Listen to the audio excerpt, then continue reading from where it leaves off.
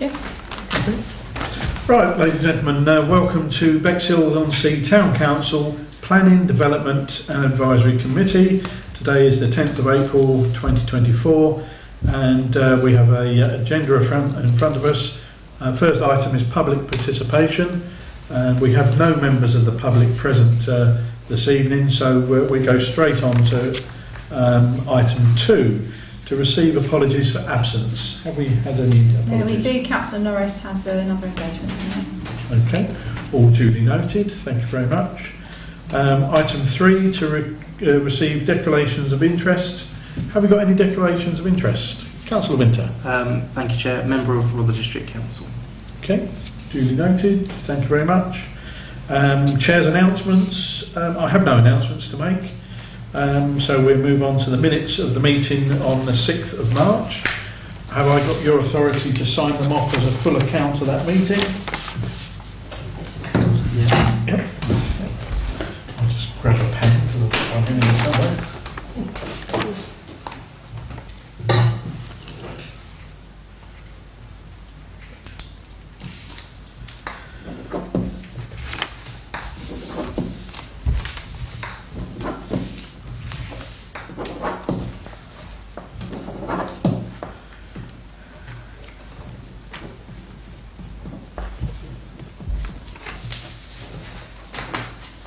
Thank you very much.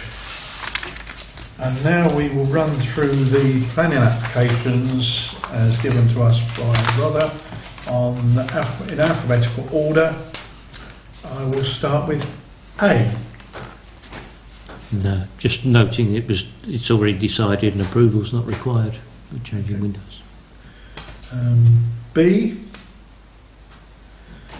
My comment on there was I was very concerned that the issues raised by a lady online on one of the comments don't seem to be addressed and probably won't be because they don't respond to any comments that any members of the public have made. So I think we should use ourselves as a conduit to pass those comments on. And if we can forward them on to the Chair of Rother District Planning, and see whether we could get a response from the planning department at Rother. I will pass the lady's name on to the clerk rather than disclose it at the moment, and we will, if it's okay with the rest of the committee, to go ahead with that sort of action. Yeah. Yeah. Okay. Thank you very much.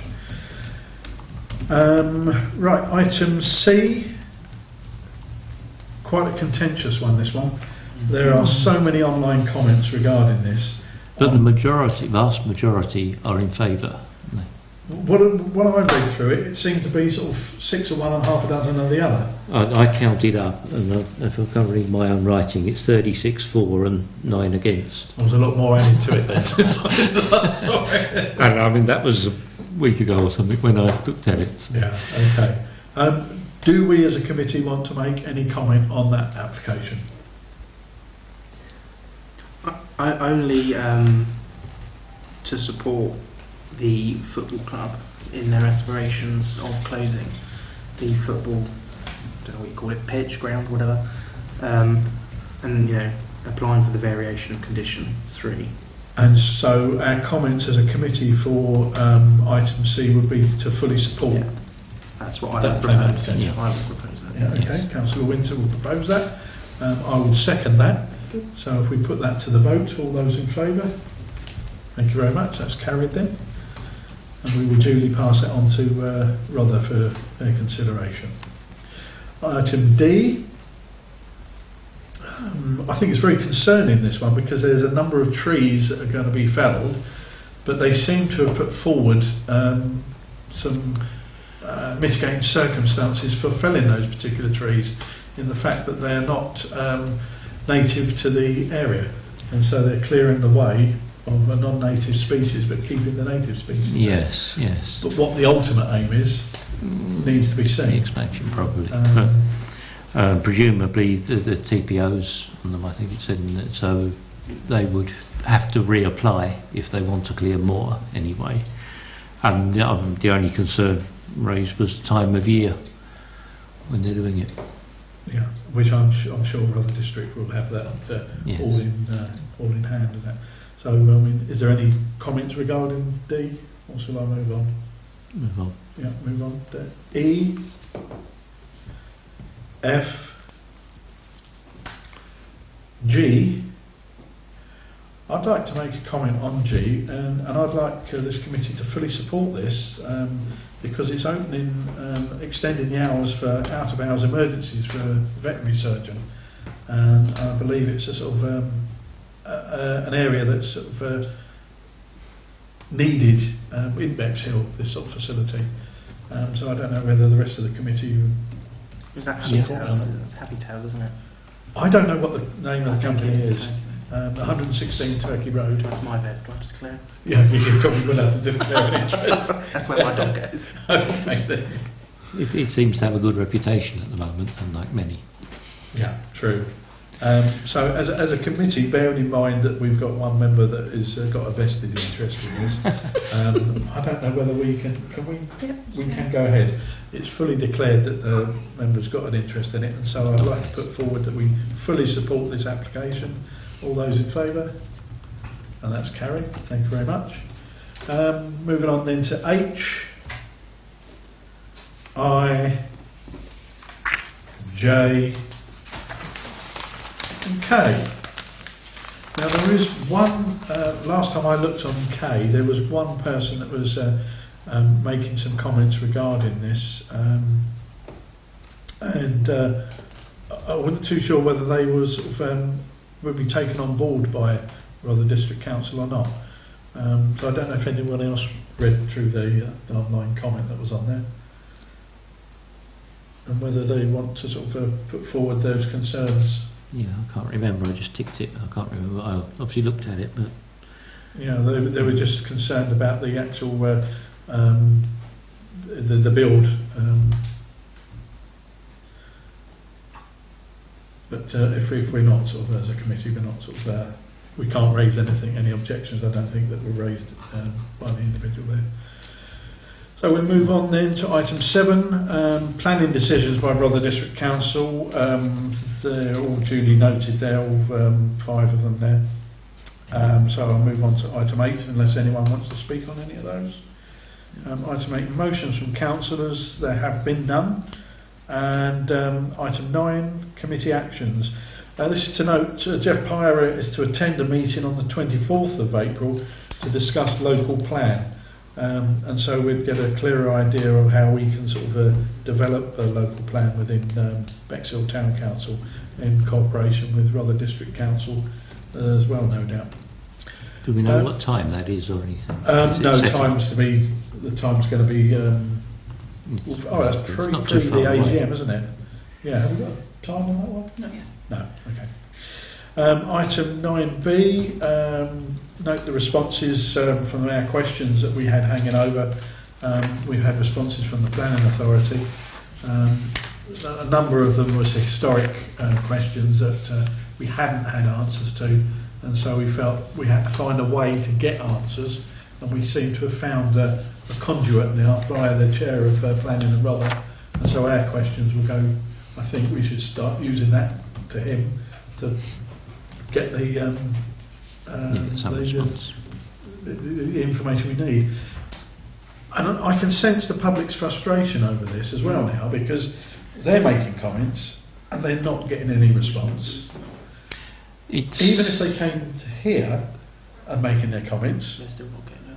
they weren't getting response because we weren't getting a response. No. So now we've hopefully opened up a channel of dialogue there, and we should start. Assuming we publish the responses or something on our website. They will be in the minutes because they're questions that we've asked, so they would come through on the minutes. Okay. There's interesting information there as well from that. Any points regarding that? No? Okay then. Questions from councillors. I asked one regarding 117 to 119 London Road, and my belief there is an ongoing investigation into that development as we speak. Nothing more can be said about that. And so we move on to the date of the next meeting, and that is the 24th of April. So without any further ado, meeting closed. Thank you very much.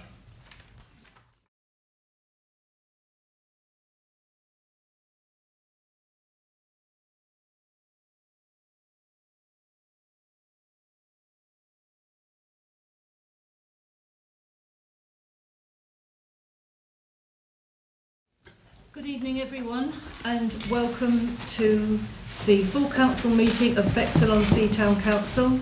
Today is Wednesday the 10th of April, and we start the agenda in the normal way with public participation. If there's anyone here that wishes to speak, can you make yourself known, please? Nobody wants to speak? As a county councillor, yes, please. Okay, is this the right time? We can do that at the county council. The agenda. All right, yeah, you do it at the right time. Yeah, okay, fine, lovely. Okay, so there's no one here at the moment, so I'll go straight on to item number 2 on the agenda. Apologies for absence. Have we any apologies, please, Julie? Yeah, Councillor Carroll's been called away due to family matters. Councillor Norris has another engagement. Councillor Hussein is away. We were expecting Councillor Thomas, so I'm hoping he might arrive. Right, okay, fine. On to item number 3, to receive declarations of pecuniary and non-pecuniary interests. Councillor Winter. Member of Rother District Council, Chair. Thank you. Councillor Drayson. Member of Rother District Council. Thank you. Councillor Byrne. Member of Rother District Council. Councillor Tempeh. The District Council. Thank you. Councillor Hampton. Member of the Bexhill Carnival Committee. Thank you. Right, okay. Thank you very much. And item number 4, Chair's announcements. Now, first of all, I would like to take this opportunity to welcome Councillor Sharon Blagrove, our newly elected councillor for Kewhurst Ward, and say that we're very much looking forward to working with you. Thank you very much. Welcome. Welcome to the gang. Yeah. Thank you. Okay, thank you. Right, and then I'd like to go on to say that how delighted I am with the progress that we have made so far this year by all working together towards achieving a better place for our residents to live. Firstly, by taking over the CCTV service from Rother District Council, resulting in a new and improved CCTV system for Bexhill, and then by ring-fencing a sum of money from our existing Future Assets Fund to restore the bus shelters to an acceptable condition without the need to increase council tax. Well done everyone, and let's keep this momentum going and look forward to the creation of an accessibility playground for Pebsham and potentially the addition of crazy golf for residents and visitors to our town centre. So I'm very pleased with the progress we're making. Thank you everybody. On to item number 5. Which says to suspend standing orders to allow Bexhill Food Bank to address the meeting. I understand that this item has now been cancelled as the speaker is unable to attend. Am I correct? Okay. So on to item 6, to approve the minutes of the following meetings of the full council. The first one we need to approve is the full council meeting which took place on Wednesday the 7th of February. This is Appendix A. Has anyone got any matters arising from that? So can I have a seconder to get these minutes approved, please? Councillor Ruston and Councillor Tempeh, thank you. And can I have a show of hands to give authority for me to sign?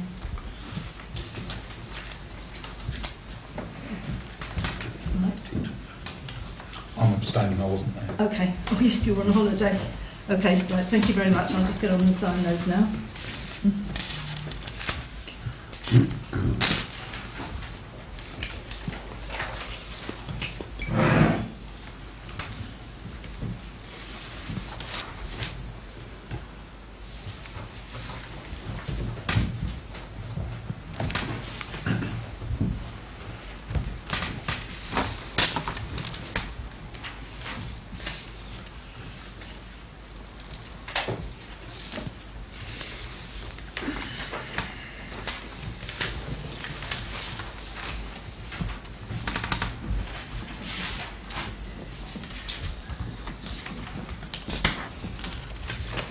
Right, thank you very much. And the other minutes that we have to approve are the... Oh, sorry. Turncoat. Approve the minutes of the meeting on Wednesday the 6th of March. Can I have a seconder for those minutes, please? Councillor Crotty. And can I have a show of hands to give me authority to sign these, please?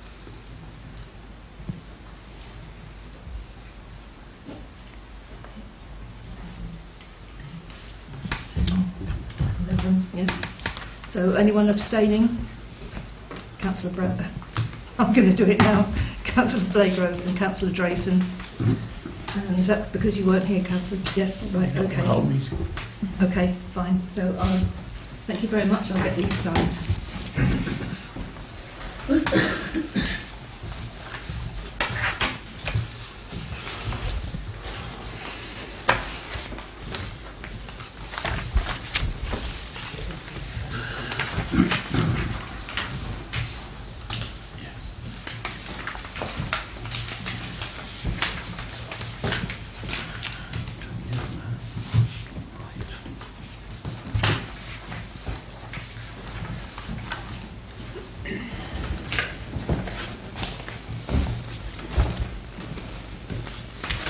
Lovely. Thank you very much. So, going on, the minutes from the following committee meetings have now been distributed to you all. Climate, Nature and Environment Committee, Planning, Development and Advisory Committee, Asset Transfer Committee, Community Committee and Finance and General Purposes Committee. So there's nothing to be said on this. If anyone's got any issues to raise, then they should do that at the meeting, the next meeting at the appropriate council committee. Right, the next item on the agenda is to note the current vacancies on committees as per terms of reference, but I'd like to say that our next meeting will be the annual general meeting when we will be restructuring the membership of our committees. So on that basis, I propose that we do not discuss the current vacancies listed below because it's immaterial. Can I have a seconder for this motion? Right, Councillor L. And can you give me a show of hands to give me permission to discuss this? That's unanimous. Thank you very much. Right, now at this stage, I'd like to make an amendment to the flow of this agenda, and I'd like us to go on to discuss item 19, which is the item to do with external representatives. So if you could all turn to that, I'm just bringing it forward. Now, this is to receive reports from external representatives circulated prior to the meeting. The first one is item A, RALC, Councillor Wilson and Councillor Jacqueline, to review RALC subscription increase. Have you had that meeting yet? Yes, we had that meeting this afternoon at 2:30. Very interesting. I will do a report and circulate it afterwards. I didn't have time in the 45 minutes in between meetings. The RALC subscription relates to the increase charge potentially on the parish online subscription, which I've had a brief discussion with our clerk, and we need to do a little bit of work in advance. It's something that our clerk uses on a regular basis, and we use even more in the future, but there's a little bit of confusion over what the costs are, so a little bit of work needs to be done to make sure that we're paying the right price, but we are paid up until the 1st of August, so we have some time to do that work. Good. Thank you, Councillor Wilson. Right, item B, citizens' advice. That's Councillor Byrne. Thank you, Chair. Similarly, I only managed to track them down and have a meeting with them at 2:30 today. Very, very productive meeting. If I can give you a very brief summary. The first big thing is Citizens Advice Bexhill is now open for walk-in appointments. So if you need to refer to anyone, the idea that you've got to phone and have an appointment first, that's gone. You can walk in. Secondly, the Citizens Advice Bureau is trying to reprofile itself far more to be an all-round service. So almost any query you get from a resident, if it's about information or about organisations that you feel could help somebody, point them to the CAB. They're very well set up to provide links to all the other organisations, and they're developing a digital platform which will have clickable links to all the other organisations that are relevant. There's some really good information in there. I've got citizens' advice, that's just a general, that's all available from there. Green Homes is very good. It's got a bit on the front of how to recognise misleading quotes about companies who say, oh, we'll come and do this for you, we'll come and do that for you, when all they're trying to do is get the government grant and leave the customer, you know, not with a very good service. So really, the purpose of this report is to make you all aware how much information there is and how much more outward looking CAB is now. And they'll be very open to any one of you going in and asking anything you want on behalf of your residents, but the best thing is to signpost your residents to the CAB, and remember it is now a walk-in service. Lastly, they've got some, the lady is very much involved in all sorts of inter-agency development meetings and organisations across the county, which she will go on for hours and hours and hours about. But currently that's her KPIs, key performance indicators. They're available for anybody to look at, and I will be trying to construct a report around those. Again, very much a summary. We don't need to go into absolute detail. The next report I'd be very happy if anyone's got any questions about the CAB, its workings or you know, anything in general. I'd like to have a question session, a brief one, at the end of my report at the next meeting, please. Thank you very much. Thank you very much. Now, item C is the report on Bexhill Air Cadet Squadron, and that's over to me. I'm pleased to note that the Air Cadets have made very good use of our grant donation for archery equipment when they recently held an archery weekend when almost 50 cadets were able to try out this new activity. Another archery evening took place on the 5th of April, and in addition to that, Councillor Plim and myself attended the AGM on 25th of March 2024, which was just a routine meeting just to reinstate the existing people in their same positions in the organisation. So we look forward to seeing the developments of that for the rest of this year. So item D, Bexhill Maritime, Councillor Tempe. Thank you, Chair. Yeah, I'm in touch with Bexhill Maritime pretty much daily, and at the moment we've hit a bit of a stumbling block in that we've been talking with Southern Water because the plan for the actual centre, the end of East Parade, obviously goes over some of their infrastructure, and we've had a look below it and all sorts of things, but now there is a rising main which is right in the way, and we heard today that it's going to be very, very difficult to move it, because you can move them, but this one apparently is going to be hard. So poor Elise Liversedge has now got to go back to the drawing board with the plans, because they were hoping that this would have gone into pre-planning already, but she's now got to work around this infrastructure, so it's a bit of a problem, but you know, Ray Conan is very determined that this is going to happen, and I think it will. So thank you. Okay, thank you. Item E, Littlegate Farm, Councillor Jacqueline. Are there any new developments? Nothing to report. Okay, thank you. Right, devolved services meeting with parishes and RDC members, which took place on the 28th of March 2024. My report has already been sent out in advance to you all, and I hope that you're all happy with that.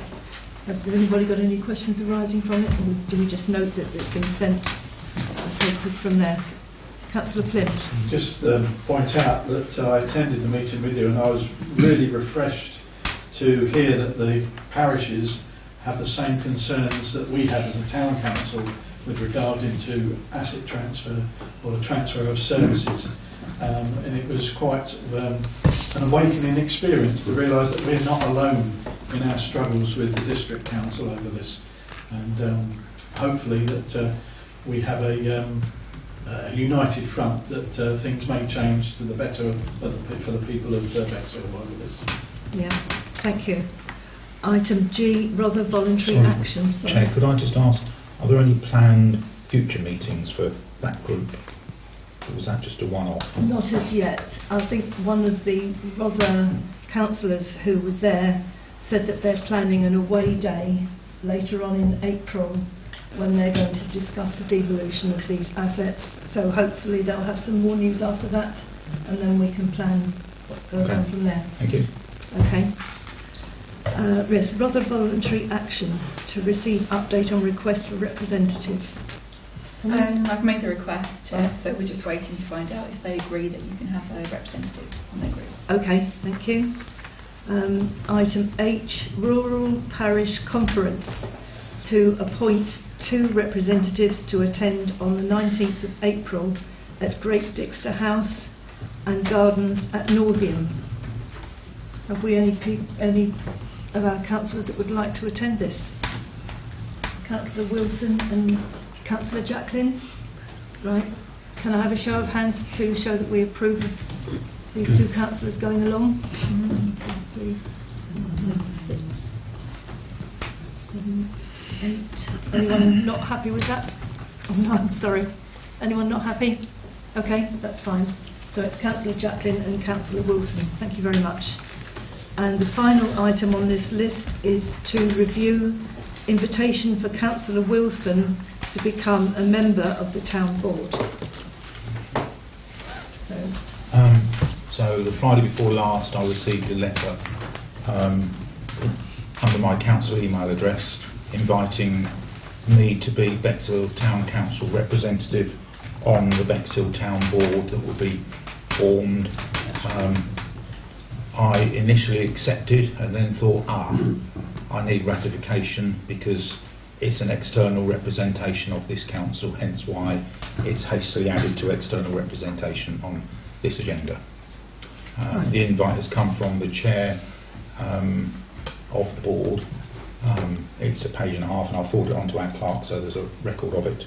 So it's whether this council would accept me as being the Bexhill Town Council representative on the town board. For those that don't or aren't aware, the town board is the organisation being set up to manage the £2 million roughly per year that's coming from the Levelling Up Fund. Okay, so can I have a second of... Oh, did you want to say something, Councillor Drayson? Yeah, I'm sure if we'd have been asked and Councillor Wilson put himself forward, I'd be supporting him, but I want to know who the chairman was and how they get to pick who they invite. And it wasn't sent to the council, asking the council to supply someone. So I can try and answer that. The chair is Abby Newbury, who is an accountant, a member of Bexhill Chamber of Commerce. She's very independent to anything. She's not on any other council. And the invite came from Lorna Ford because between Lorna and Abby, they had to come up with local representation between when they started it and the 1st of May, which is the drop dead date, that the structure, including the terms of reference and everything else, has to be back with the Levelling Up. Otherwise, there's a chance the money doesn't come this way. How they dealt with the who's going to be asked, I haven't been involved in that. I haven't spoken to anyone else around the town board because I don't even know who's on there. All I know is that I've received the invitation. Right, Councillor Byrne. Thank you, Chair. I've got a little bit of information on this. The money that we've got is conditional upon it being spent by a board not of councillors, almost specifically not of councillors, and encompassing the widest representation possible from the community. And I'm sure as Councillor Wilson will find out when he looks at the other people who are going to be on the board. But that's not a closed door. The board, it's envisaged that the board will spawn subcommittees as they come up with individual plans. But again, the emphasis will be on involving everybody. I suppose I would say this, wouldn't I? But we're quite lucky in Rother that most of our councillors are sort of part of the community and do at least represent, or try as best they can to represent their residents. Now, if you look at Hastings, they're all representing individual political parties and quarrelling with each other rather than trying to sort out Hastings. So the government have tried to sort that out on a countrywide basis, because a lot of local government has drifted away. It's become controlled by a few people, local activists, and they no longer really represent the town or the ethos of the village or wherever this money is going. So that's the reason. There's no reason to, nobody's trying to lock anybody out. If anything, the government is saying, let's have this money, we'll dictate the way it's spent, will be dictated by local people and as wide range of interests as possible. Thank you. Right, Councillor Plym. Yeah, no disrespect to Councillor Wilson, but I really think that whoever sent him the invite probably missed the point that they should have invited Mr. Wilson and not Councillor Wilson, because the connotation is that you, as you just pointed out to us, no councillors are involved in this. No, I said no, it's not councillor dominated. There is a need for a representation from the local council. There has to be. Sorry. Yeah. That's part of the there was, constitution and of the board. there was a representative from this council, and that was the mayor, and they were on that board, on that formation of that board. No. So why can the mayor not be on that board? Why do we have to wait for somebody to invite another councillor? It's rather disrespectful to the mayor of this town. Can I just correct through the chair? Yes, please. Yeah. What the setup that the mayor is currently included in is a separate set of funds to the town board. For the Levelling Up Fund to give money to Bexhill, the third lot of 20 million, give or take, that it has to be run by what's called a town board, and Bexhill doesn't have one. How the names have come about, I'm not sure it's being disrespectful, it's not being, but time is really of the essence. As I said, I only got the letter. This is the first meeting that we've been able to discuss it. And I'm not selling myself, but if we don't accept my name tonight, we won't have a member of Bexhill Town Council on the town board. And that's not bullying anybody to make an excuse, whatever. There won't be anyone on there, and then Bexhill Town Council won't be represented. I know my role as a town councillor, that I can't make decisions. I can only be the link, and that's all I will be, is a link. So I'm not going to be going in there and saying, well, we ought to spend $1 million of the $2 million in the first year on flowers in a flower bed. That is not my remit. This is about involving lots of organisations, as many as they possibly can. From what I can understand, they don't want a town board of 20 or 30 people, because nothing will get done. So there is limitations, and it's had to be set up very, very quickly. And I have done some digging around the person who's going to chair this, and her reputation is very, very good in the town of Bexhill. So it came as a real shock to me, but it was sent under my councillor ID because I will be representing this town council. I'm not doing it as an individual, I haven't been asked as an individual. They don't have to invite anybody, any member of the Bexhill Town Council. They could say, we're not involving you, because it's not a predetermined that anybody from a town council, district council is on there. So I'm only the link between this corporate body and the town board. It is as simple as that. Okay, is everyone happy with this explanation? So, yeah. Can I? So do you want to say something, Councillor Jacklin? I'm aware that the, let's call it, search to identify the right people to be on this board has been going for quite a few months. I also concur that it's a bit perplexing or mysterious as to process, but nevertheless I fully support Councillor Wilson's selection and would support the motion. Thank you. And finally, Councillor Drayson. I was originally going to thank Councillor Wilson for his first answer. I now thank you for both of them. And I do accept that everything this government is doing at the moment has got impossible deadlines, and if you don't spend it, if you don't sort it out, they'll take it away. So I agree totally with Councillor Jacklin on that. Well, I think this is an excellent opportunity for our town, and we should. I'm pleased that we've been represented on this panel. Finally, Councillor Tempe, and then I want to go just to outline that the purpose is to keep the board as small as possible. The government has decided who should and shouldn't be on it. And we have to adhere to that.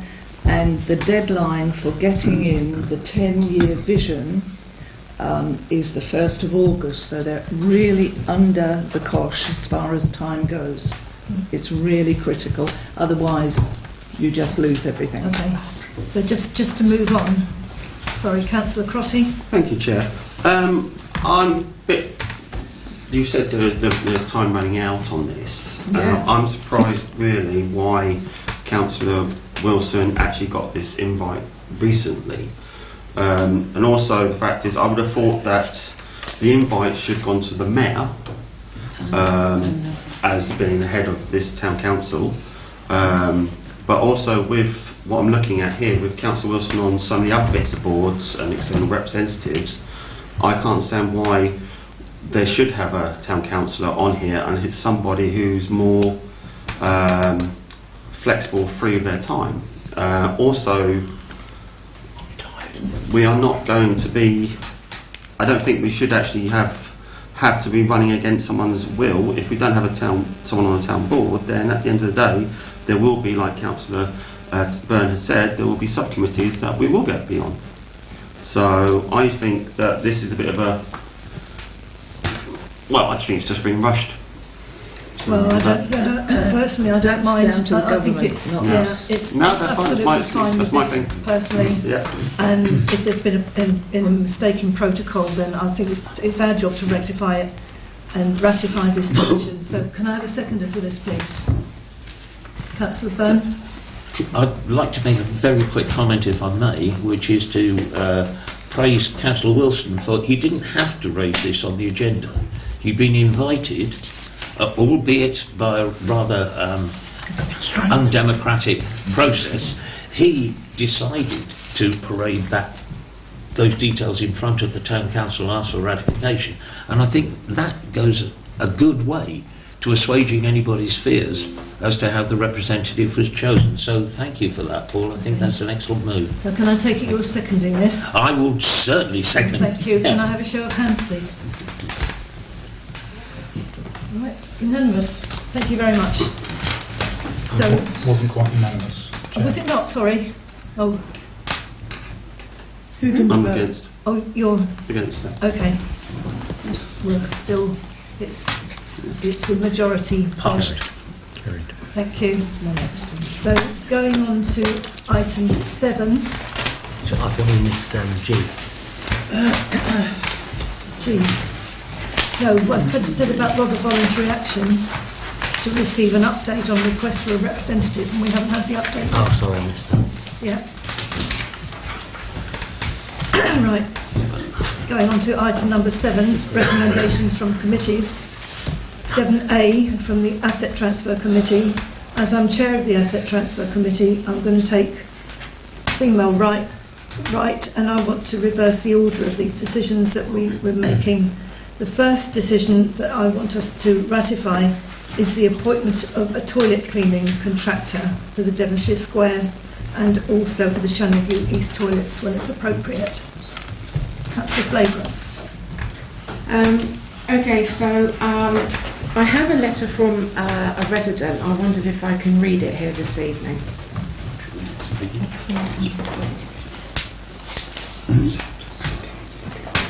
Okay, I'll read that. Although I must say I'll read that in a minute because he's yeah, I mean, I'd like to know that resident will have the knowledge that we have to appoint this cleaning contractor. Yeah, he's asked a question. So my question about the cleaning contractor is I would assume that if you were looking for a cleaning contractor, you would go to a cleaning contractor, which this company doesn't advertise itself as. In fact, it advertises itself as a technology service activity. My observation about this is we are taking the toilets from RDC, and they are the masters of knowing how those toilets work, how the cleaning, the maintenance and everything else goes. Nobody that you can draft in will know more than them. And given that we are taking these toilets on from RDC, albeit we've only got a couple of them at the moment, instead of spending £1,000, which will be a minimum amount of money because we know that will grow, and asking somebody without knowledge of the cleaning of the toilets. Why don't we ask RDC for that information and hope that they would help us there? Yeah, well, just to update you, we actually put the specification from the original cleaning contract with RDC when we sent out for our applications for this job, and we, as asset transfer members, we saw exactly what came back, word for word, and PDF copies of everything, and that gave us the knowledge to make a decision to employ this cleaning contractor. We went through it very forensically, and we're quite happy that this was the best choice that we made. So would you call them a local cleaning company? Well, I think they were either from Hastings or Eastbourne, I can't remember exactly. We didn't have anyone from Bexhill responding to this. Are they not? Is their office not in Eversley Road? No. No? Don't think Can so. I just, I think Councillor Redgrove is talking about item 1 rather than you're talking about item 2. Yeah, I've reversed it. Yeah, that's talking your about fault. I know. Sorry, that's prerogative. Right. Just to say that, I am just rejoining the council, Yes. and I am not up to speed on everything, but because I need to be, then I may ask 1 or 2 questions at the wrong time, especially if you flip them around. Absolutely, yes, sorry, that was That's probably all right. my fault. That's But okay. we're talking about the actual cleaners now, rather than the person that's going to give a specification of the improvements that's required. And I just wanted to get this cleared up and ratified as quickly as possible so that we could make this decision. I'm conscious we've got a big agenda to get through, and it's vital that we do this at this meeting because the next one's our AGM. And if we can't make this decision now, it could go through, it won't be made until June. We may not be able to employ a cleaner until July, and that's not really on. So did you want me to say that again when you come to it in a minute? Yes, yes, certainly, yeah. I'm not skipping it.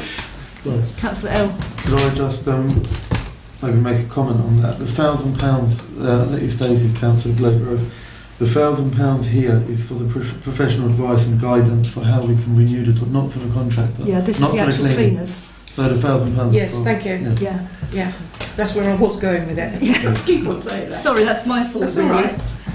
So,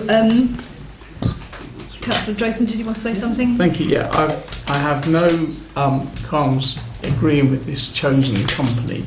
I think for the future, though, we need to look at how we score these, because the price, which isn't actually always the thing you should be looking at, but the price skewed the weighting towards this because it was half of anyone else's. And that doesn't mean to say that the quality is there. And so I just think for the future, the balance needs to be, the weighting to the price needs not to be quite big, because it can give us the cheapest, not necessarily the best. Yeah, I mean... But I've got no qualms with this one. I've read it and, we saw the full quotations and we made, I think, a very good and a very well-informed decision.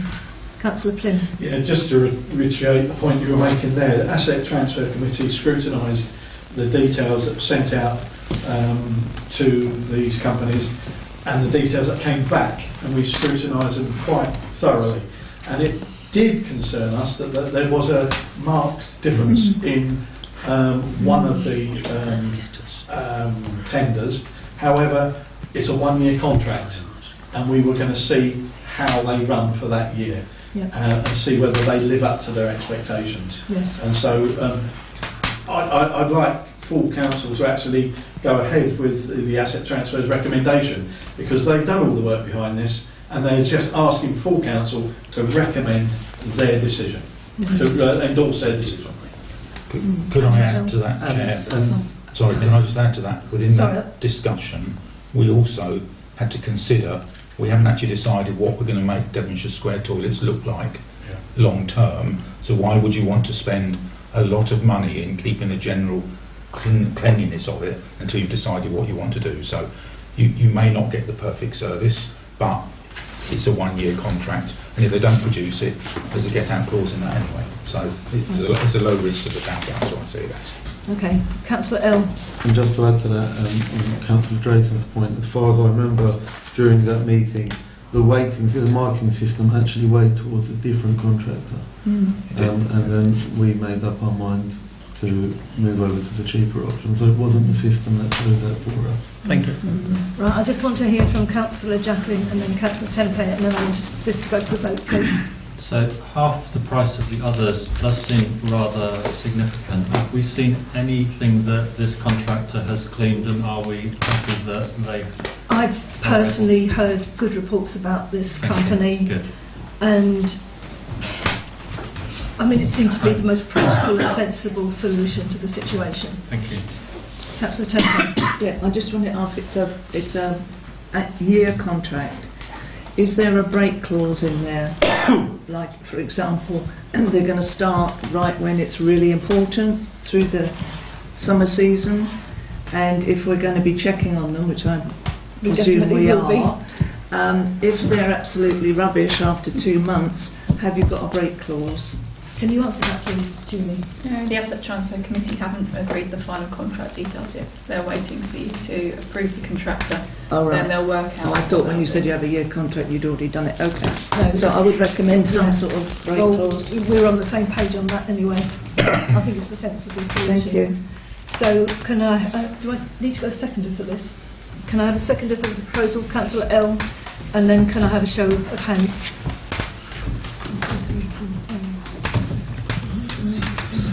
That's unanimous. Thank you very much.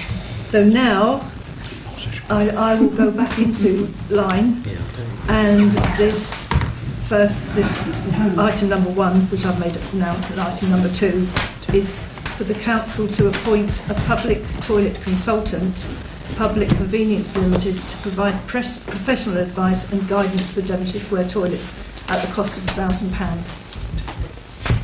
Sorry. Can I let you speak? Sorry. No disrespect, but Councillor Blagrove, join the club. With my apologies, yes, please. Thank you. Right, not to be boring, I'll say that over again. We're looking for somebody to give guidance about how to deal with the toilets. And since RDC have run these toilets for very many years, I'm wondering why, especially as we're taking toilets from them and we're trying to have a good relationship with them, why they can't give us that bit of information instead of we spending people's money on bringing in somebody that is not an expert. They certainly don't know more than RDC do about this, and I can't see why we're not going to RDC, just asking just trying them out and saying, you know, could you give us that information? Thank you. Right, okay. Councillor Ross. Can I just make the point that I appreciate what you were saying, but what we were looking for was somebody who would give a vision to improve the toilets. I mean, at the asset meeting I was there, I wasn't impressed with what they were offering. Basically, what they were offering you can get off the internet anyway. And I'm sorry, I still stand by that, having seen a typical thing of the report they produce. It had some photographs in it, we can see what's there now anyway, and basically referred to the normal standards, DocM and all the rest of it. So I can't see that is providing what we needed for £1,000. We need somebody who can give a vision of what it could be and how to improve it. Well, yeah, although it's a case of trying to find the right person. It is, yes. Yes, and it doesn't seem to be falling into our laps at the moment. No. So if anyone else has got any better suggestions. I think really if we're going to pay somebody to have that vision and, you know, guide us, that they should have some background in that and some, you know, experience in that. Is there any evidence that the people that you're going to choose, or we're going to choose, actually have that?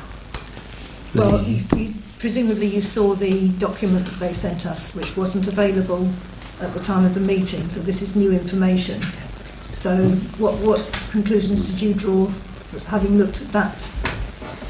I'm still back to my first question, really, which is I would rather approach RDC just because it can save the taxpayer by doing that? I don't think RDC, having run them into the ground for years, would really have a lot they could add. Yeah, I totally agree. But we're trying to, especially with the toilets. You know, it's a very volatile situation. We're trying to have a good relationship with them, and they have got the knowledge so far. We may have the vision ourselves, and they've got the knowledge of what it's taken. So far, they haven't done a great job. I do agree with you. They have given us reports on the state of all the toilets, which is where this all started from, and we know it's going to cost £500,000 to put it right. So, other than that, I'm not sure they could really give any advice.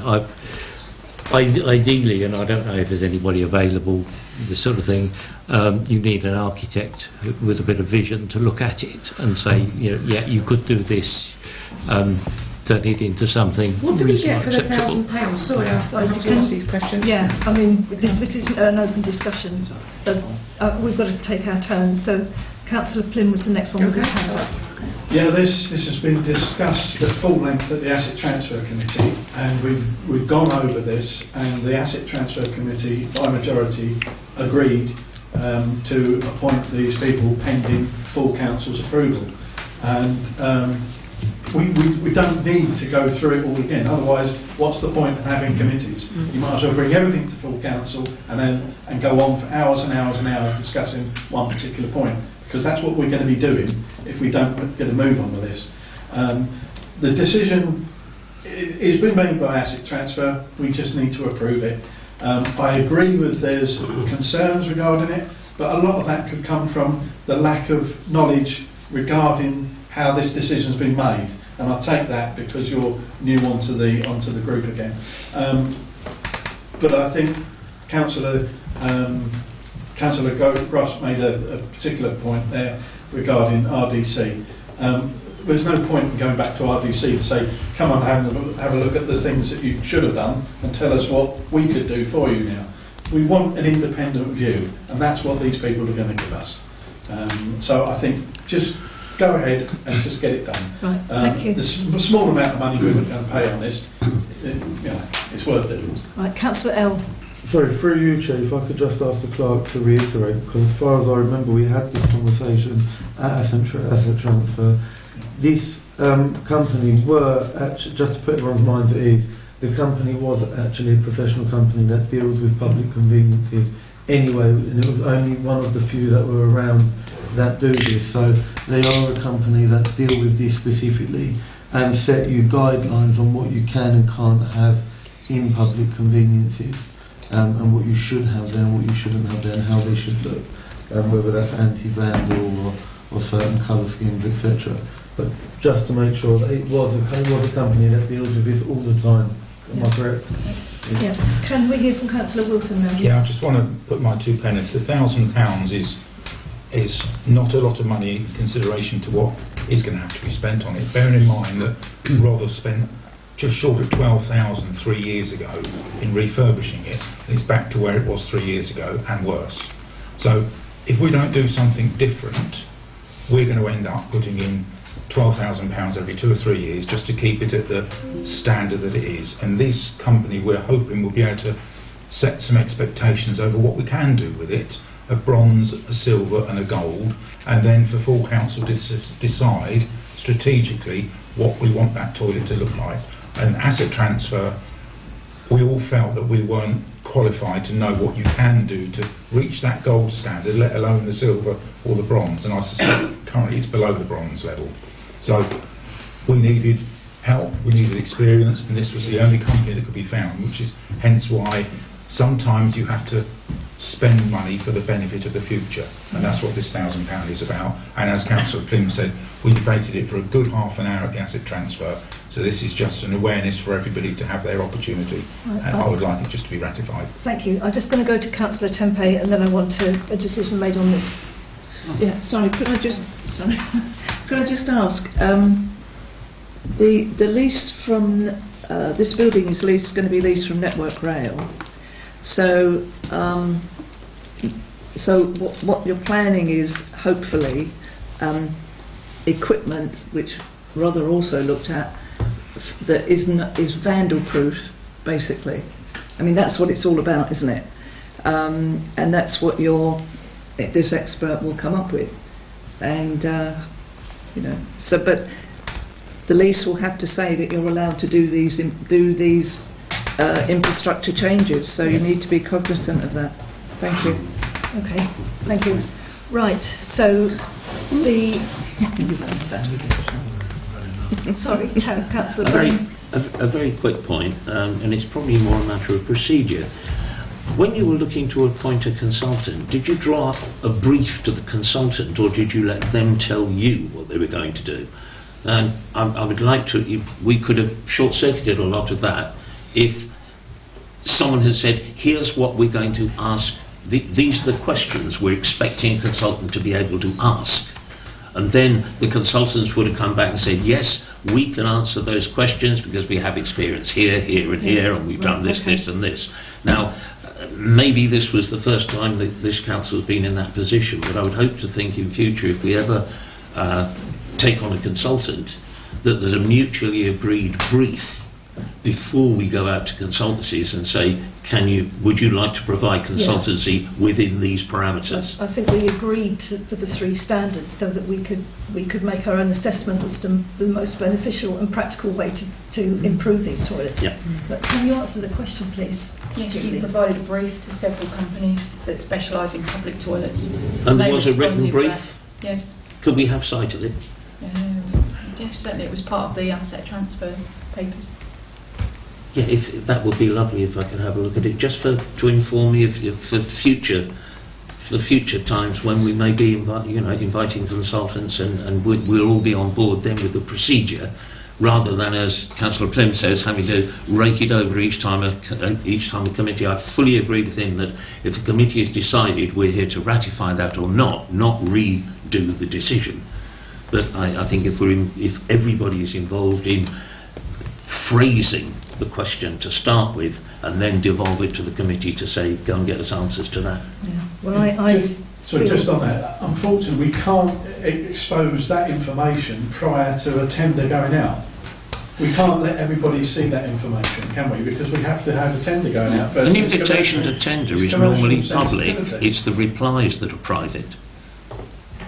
Invitations to tender are a matter of public record. And in fact, if it's European business, before we left the EU, you have to publish it in the European Journal. So everything goes, there's nothing confidential until such time as individuals start replying to that. Then it's confidential because of, obviously, competitive information. Well, I'm confident that this company have responded. I am now, Chair. I'm totally happy with that from what I've heard. I personally would like to see what they come up with to give us a starter for 10. Yes. Because I haven't got a clue where to start. But I'd like to think in future, before any consultants, we see the brief that they're being asked to conform to, and then we can measure their response, or the committee. I think we decided when we were negotiating with about this remit for Julie we said that this is the information that was required, and Julie responded accordingly. Excellent. So yeah, okay. So can I have a seconder for this proposal, please? Councillor Plim, and can I have a show of hands to get this ratified?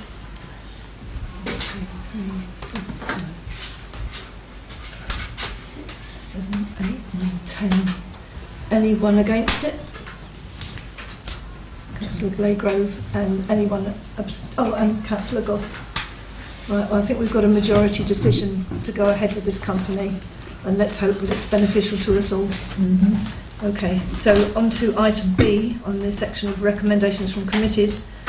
We have Climate, Nature and Environment Committee to support David Dennis in writing to the Secretary of State to support an extension of the SSSI from Coombe Valley over Galley Hill. I think we've all seen the letter. So can I go over to Councillor Flynn, please, to just... Yes, David Dennis has been working behind the scenes, pushing forward the Doomsday Bexhill Wildlife Wild Doomsday Project. I get it, the name's all confused there.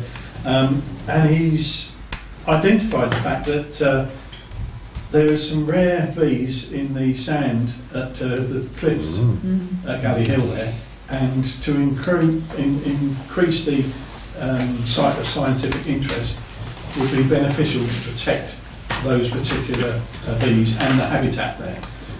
It's all written out in the lovely paper that he's brought forward here to go to the Right Honourable Steve Barclay, Secretary of State for Environment, Food and Rural Affairs. And if we don't do it, whilst we've got a chance to do it, who is? We are custodians of Bexhill-on-Sea and the nature around us, and so it's incumbent on us to actually try as much as possible to try and protect what we've currently got here.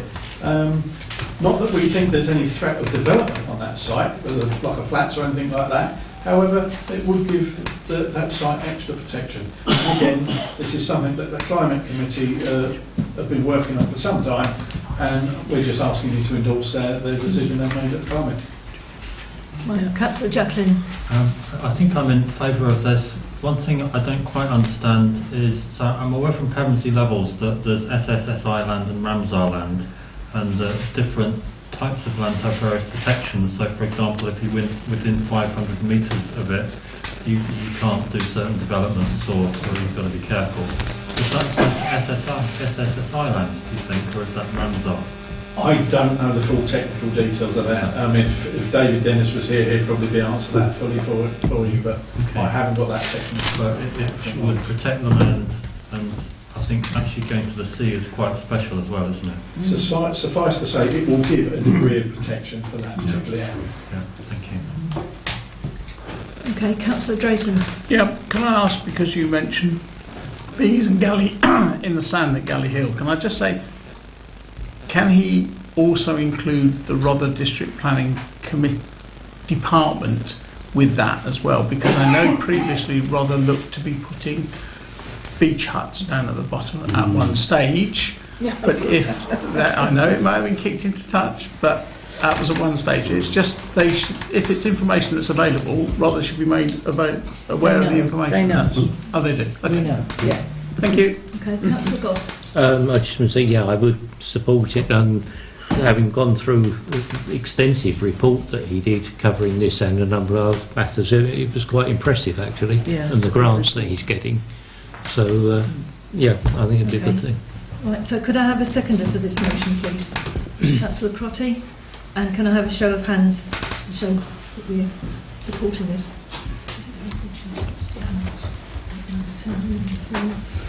That looks like unanimous. Thank you very much. So another one, Finance and General Purposes Committee, to approve the Health and Safety Handbook and also to approve the Health and Safety Manual. Councillor Wilson. Thank you, Chair. These were written by professional health and safety professionals, and we need to have this handbook and manual in place. I have glanced at it. One of them is 56 pages long, so I don't imagine that there should be any debate over it. It should just be ratified and put in place to protect us, our employees and members of the public. Right. Can I have a seconder for this, please?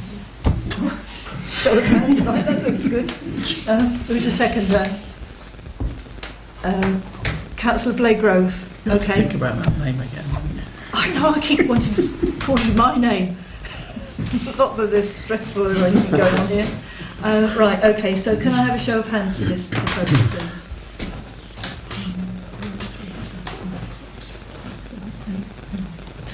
Anyone against? Anyone abstaining? Okay. Yeah. Could I just ask?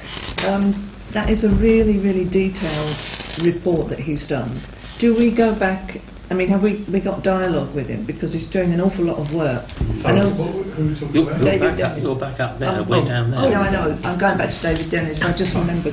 I'll speak to you later. Yeah, we need to thank him. Yeah. Sorry. So I just wanted to get. I've read these two. These two manuals and handbooks they're approved. Very, so they're complicated. have we got a show of hands for that? Did that happen? Yes, I think it did. Yes. Yeah. And I think it had a majority decision to accept it. Yeah. Thank you very much.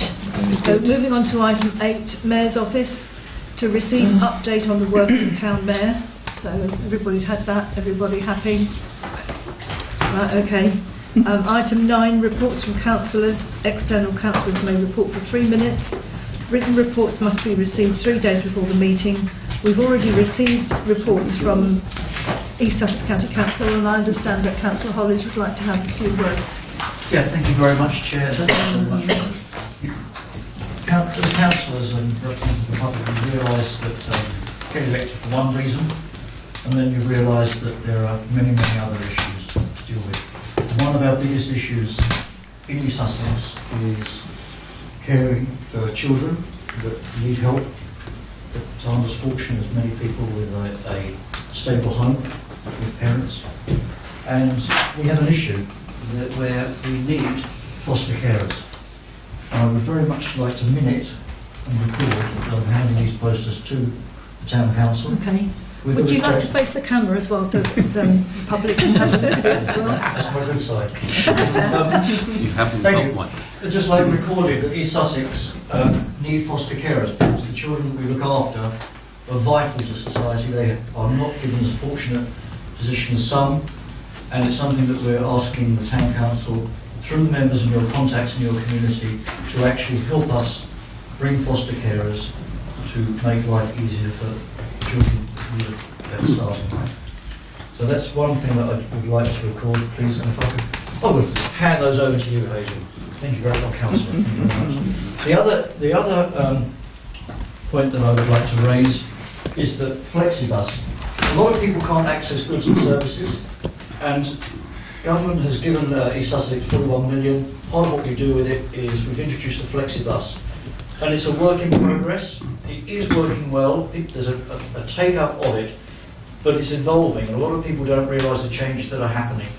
What's happened, it was zoned into nine separate zones. We were zone 8, but 5 and 6 and 7 have now been amalgamated into 8. So somebody in the town centre of Bexhill can phone up Flexibus, and for £2 they can get a ride to Battle.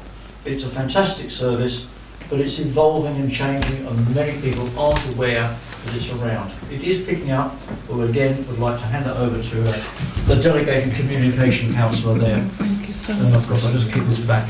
Can I ask, have we got PDFs of those documents so that we can we're circulate getting them for on you. our councillor sites? I will get them for you. Okay, thank you. The other point, I realise that there are pothole defects, highways issues in the town, and it's something that the council are trying to address. As far as Bexhill is concerned, I'm trying to address. I don't think it's good enough. We've got too many sinkholes. I was out there with the new highway steward yesterday going through them all. Please bear with us, but please inform me of what's going on, because I will get the highway steward out for any immediate things to sort it out, because I agree it's not good enough. Another area where I think that there are issues is parking. As you know, a lot of people want to park wherever they want to, and other people don't like them parking there. That's why the traffic regulations were originally brought in. There are a lot of things currently that are not working well, shall we say, and that's with the exchange of the meters.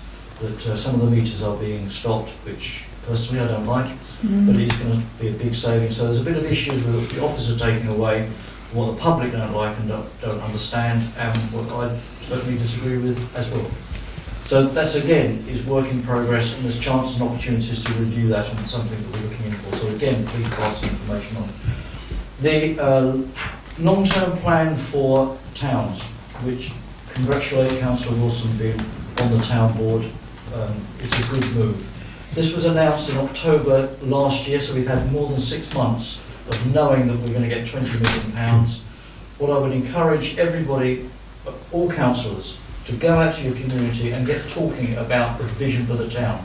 It's vital by the 1st of August that we have that long-term vision to submit to DLUC of what the town as a whole wants. Doesn't matter who they are. Whatever your ideas are, Even me? bring them in, because we love your ideas. And I'd love to see you talking about the toilets in a positive way there. It is an issue in the community. A lot of people are saying, why aren't the loos open? It would be very helpful if you could just say, this one's open, this one's open. Little Common is an issue. Where's the other one? Oh, the one under Coogan-Sea Road. That's closed. Most of us here know of the different issues and difficulties that we've got. I think we do have a vandalism problem with some rogues that are going around our street, dropping shopping trolleys everywhere. So it's something that we need to work together as a community to solve. But good luck with the toilets. Thank you very much. Thank you. Thank you very much. So on to item 9B, to receive reports from ward district councillors. Have we any ward councillors here that would like to, district councillors rather, Councillor Tempe? Yeah, okay, thanks. Yeah, just quickly to just update you all really. The grounds maintenance contract, the much reduced grounds maintenance contract, is going out for tender on the 22nd of April. So you just need to be aware there's going to be some very big changes as of November, I think it is. Edgerton Park, I don't know if you've walked through there lately, but work has started on the changing places toilet, which is right by the museum there. We need to bear in mind as a town council that that toilet will not be on the cleaning contract that has just started with the new company at Rother. It is not on there. So it will be up to us if we want to take it on. You know, well, you might have received emails, I'm not sure, about the draining down of the lake that goes on in Edgerton Park and the poor ducks that get eaten by the foxes because they can't escape. I'm trying to get an answer as to whether we can do something to mitigate that, because it's very, very sad. But I'll come back to you on that. The tennis courts in Edgerton Park, you know, they were all resurfaced. The lines couldn't be painted because of the weather, so they're scheduled to be repainted at the end of, jet washed at the end of April and then repainted. And unfortunately the kickabout court will remain closed, and that's due to naughty little people ruining the fences and jumping over when the balls go into tennis courts. And we are looking for a system whereby we can have nets over the top to keep the balls in the court, and so then the kids won't try and wreck, although I'm told it's actually adults that are wrecking the fences. Tennis coach coaching will start this summer. The tennis coach operator's been appointed. It's a local person. His name's Adam Field, and there are 4 people under him to coach the young ones all through the summer. The Lawn Tennis Association, which is where the money comes from, will monitor those people. They're all DBS qualified, so that's okay. I'm not going to talk about toilets, but if anyone wants to talk to me afterwards, I'm quite happy to answer any questions. Thank you. Any other district councillors? No? So Yes. Councillor Byrne. Thanks. I've got the honour to be the portfolio holder for what's called digital transformation and customer service, which is all a bit esoteric. What it means to us here is we'll run the website. The questions asked by our clients to customer service are going to be increasingly answered by an AI, artificially intelligent system called Amy. Now, I can see the reactions, and it's exactly that from a lot of people. I want you to speak to a person. Let me just put it in context. Many of the people, if you go into the town hall, many of the people who are queuing up to ask, they're asking a question for straightforward information. And Amy, which is the name of the bot, is very good at doing that. And if we can direct people to do that, what it does mean, it frees up our customer service people to sit down with someone for maybe half an hour and go through the complicated situations which aren't a straightforward yes or no. So if anyone, if you feel, or if your residents feel that this is to lock them out, it isn't. It's completely the opposite. It's to free up customer service representatives' time to sit down with them on things other than just when's my next bin day and when can I have an interview with housing. All those questions are automated, and we've actually got a very, very good system that other councils have looked at up and down the country, and I think you're buying, because we didn't buy Microsoft's off-the-shelf one. But so please don't scotch any rumours that the AI system is purely there to lock people out. Thank you. Thanks. Thank you. And item C, to receive ward reports from town councillors. Councillor Crotty. Thank you, Chair. Just really in the central ward, there's a couple of issues regarding crime and also regarding noise pollution, which I am dealing with by some residents asking me questions, and I've given them some detail, but they apparently come back and said that but I'm looking into the crime and the waste noise problems as well that's coming up, because we seem to have more waste coming up again, especially in Western Road. Yeah. So presumably, are you sharing that with council and clerk, see if there's anything we can do to help? at the moment, I'm just giving them notification to go to the council to Environment Health with the noise. The crime thing, I've sent an email to Katie Bourne as a resident, and that's it basically. So nothing at the moment happened just yet. Okay. So right, that's so just the ongoing thing. Yeah. Thank you. Right. So moving on to item number 10, governance and administration to review current project list. So has anyone got any comments to make on the project list, which is on the website? Councillor Tempe? Yeah, no, just could I just ask, could we just spell governance correctly and number 10? Would be really helpful. Okay. Thank you. Thank you.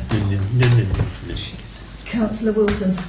Could I make a pretty radical suggestion that we remove it off future agendas? We've got enough on our agendas anyway to actually look at the 80 odd items that are on there that we're not going to actually be able to do. So can we?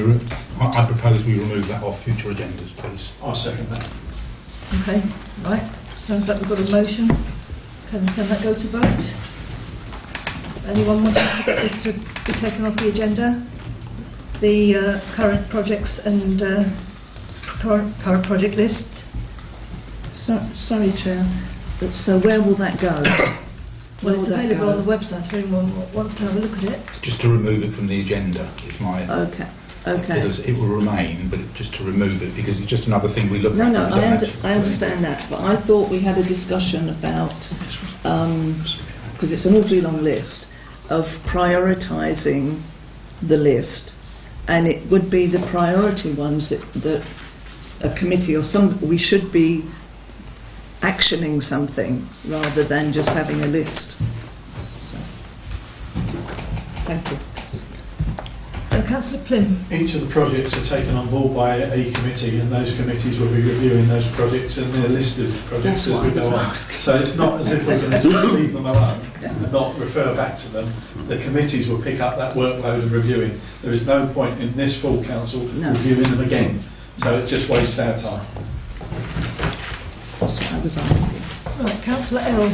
Could I just ask, when we've actually reviewed the list itself last, I remember looking at the list 4 or 5 weeks ago roughly, and there's a lot of stuff on there that we actually have completed, that we may have forgot that we've completed, or we may have forgot to remove from the list. So the list is getting smaller, but maybe we just have to look at the list online as well and take a few bits off. So can I ask a question, please? Would it be appropriate for us to go through and make suggestions about things that could come off the list? Okay, through you, Chair. Yes. The list is all of the actions that are currently being carried out by the committees. So you can't make any changes to those because there is a resolutions that the committees have made. So this item came about because the council felt that they didn't know what the committees were doing. So they asked us to put a list of all of the projects that are going on in each committee into one central place to give you just a one-liner about where that is in the committee process. So the full details of each one of these projects are detailed in the minutes of the committees that are reported at the beginning of this meeting each month. This list is updated every month for full council. So we last did this update on the 20th of March. At the end of the last committee meeting for that round of committees, we update this list, put it on the website, and then we were asked to put it onto this agenda because the purpose of this item is that you as a corporate body look at that list to see if you can understand what's going on in all of the committees. That was the purpose of it, I believe. So is that right? Yeah, and so we could present any items from this to whichever committee we belong to individually, and see what the progress is and see where we are with it. But you already, so when you sit on the committee, each of these items is an agenda on that committee, and that committee is working on each of these projects. So they sit at the committee and so let's take, for example, the climate one. So all of those projects under the climate with dates started, each one of those are addressed at each climate committee, and then they work out who's doing what's happening next, and it's all reported in the minutes. So at the moment, all of those things are all going on in different committees. Right. Okay. Councillor Goss. Can I suggest that maybe it's kept as an amen well, but just to note the current project list, so it's not up for discussion, but it's just on here as an amen well to look at it. Okay. Councillor Bone. When the projects are set up, do we have milestones and sort of reporting timescales? I mean, some long-term projects you don't really need to report on month by month by month. But if that's agreed right from the start, that there will be a 3-month report on this one, there will be a monthly report on that one. If that's agreed when future projects are added, and we've got a project structure that we know is going to be sorted out by the committee when they first embark upon the project, then what happens in the district council is we get a list of stuff that's being done, and it says ongoing or reported or milestone 3 and it's a very quick look for general councillors who are not in the specific committees to satisfy themselves they know what's going on, but it also means the individual committees have a structure against which to measure their performance on a project by project basis. So it's probably happening by inference at the moment. I think actual project milestones against each of those projects and the reasonable reporting time, be it weekly, monthly, yearly or whatever, against each project will be really helpful. So this sounds as if this is a good prompt for us all, and a nudge for us all to have a look at it and see where we all are, and keep a track on it. Councillor Wilson. Can I just add that one of the drivers behind having this list in the first place was if you're not on a committee, you don't know what the committee is doing, because you can't read what the committee is doing from the minutes, because the minutes is just a decision-making document of what decision's been made. We're in a different place now. We have videos. If somebody wants to know what's going on in a project, they watch the video of that meeting. So we don't need... Every councillor can now see what is physically happening in their own... They can watch it in their own house, and they don't have to do anything else. I'm not sure that we really need that. Whilst it's a very useful document, I think it might save the town clerk and her team some time in not having to produce that. Right, so are you for omitting this from the agendas? Just for taking it off the agenda, Chair, yeah. Right. It will still be there, and if our clerk wants to use it as a document to control things, then who are we to say? That's for the clerk to decide that. Through you, Chair, I don't use this at all. We have an entire workflow process that happens within the council officers. We all have performance reviews, milestones, all those things are managed internally. So you asked me to produce this list because you wanted to have a summary of what was going on the minutes. So I don't use this list in any operational management that we do. Councillor Bone. Just a quickie question to our clerk. Do you use PRINCE methodology, which is projects in a controlled environment? Every government project that receives funding has to be managed in accordance with PRINCE. Do we do that? Yeah, we don't receive any funding for Do any we projects. do we use any formal methodology that an external person could look at? Through you, Chair, we don't have any projects that would qualify for that sort of level. So if you look at the list of projects we're talking about, such as we've been asked to organise a concert with Keane. So at the moment, the workflow of that is we're making regular contact with their agent, so we don't have a project plan yet, visioning exercise. So we have a process where we go with through... a regular, I would kind of expect weekly or fortnightly, and the officer concerned to say, yes, I've done it, or no, I haven't.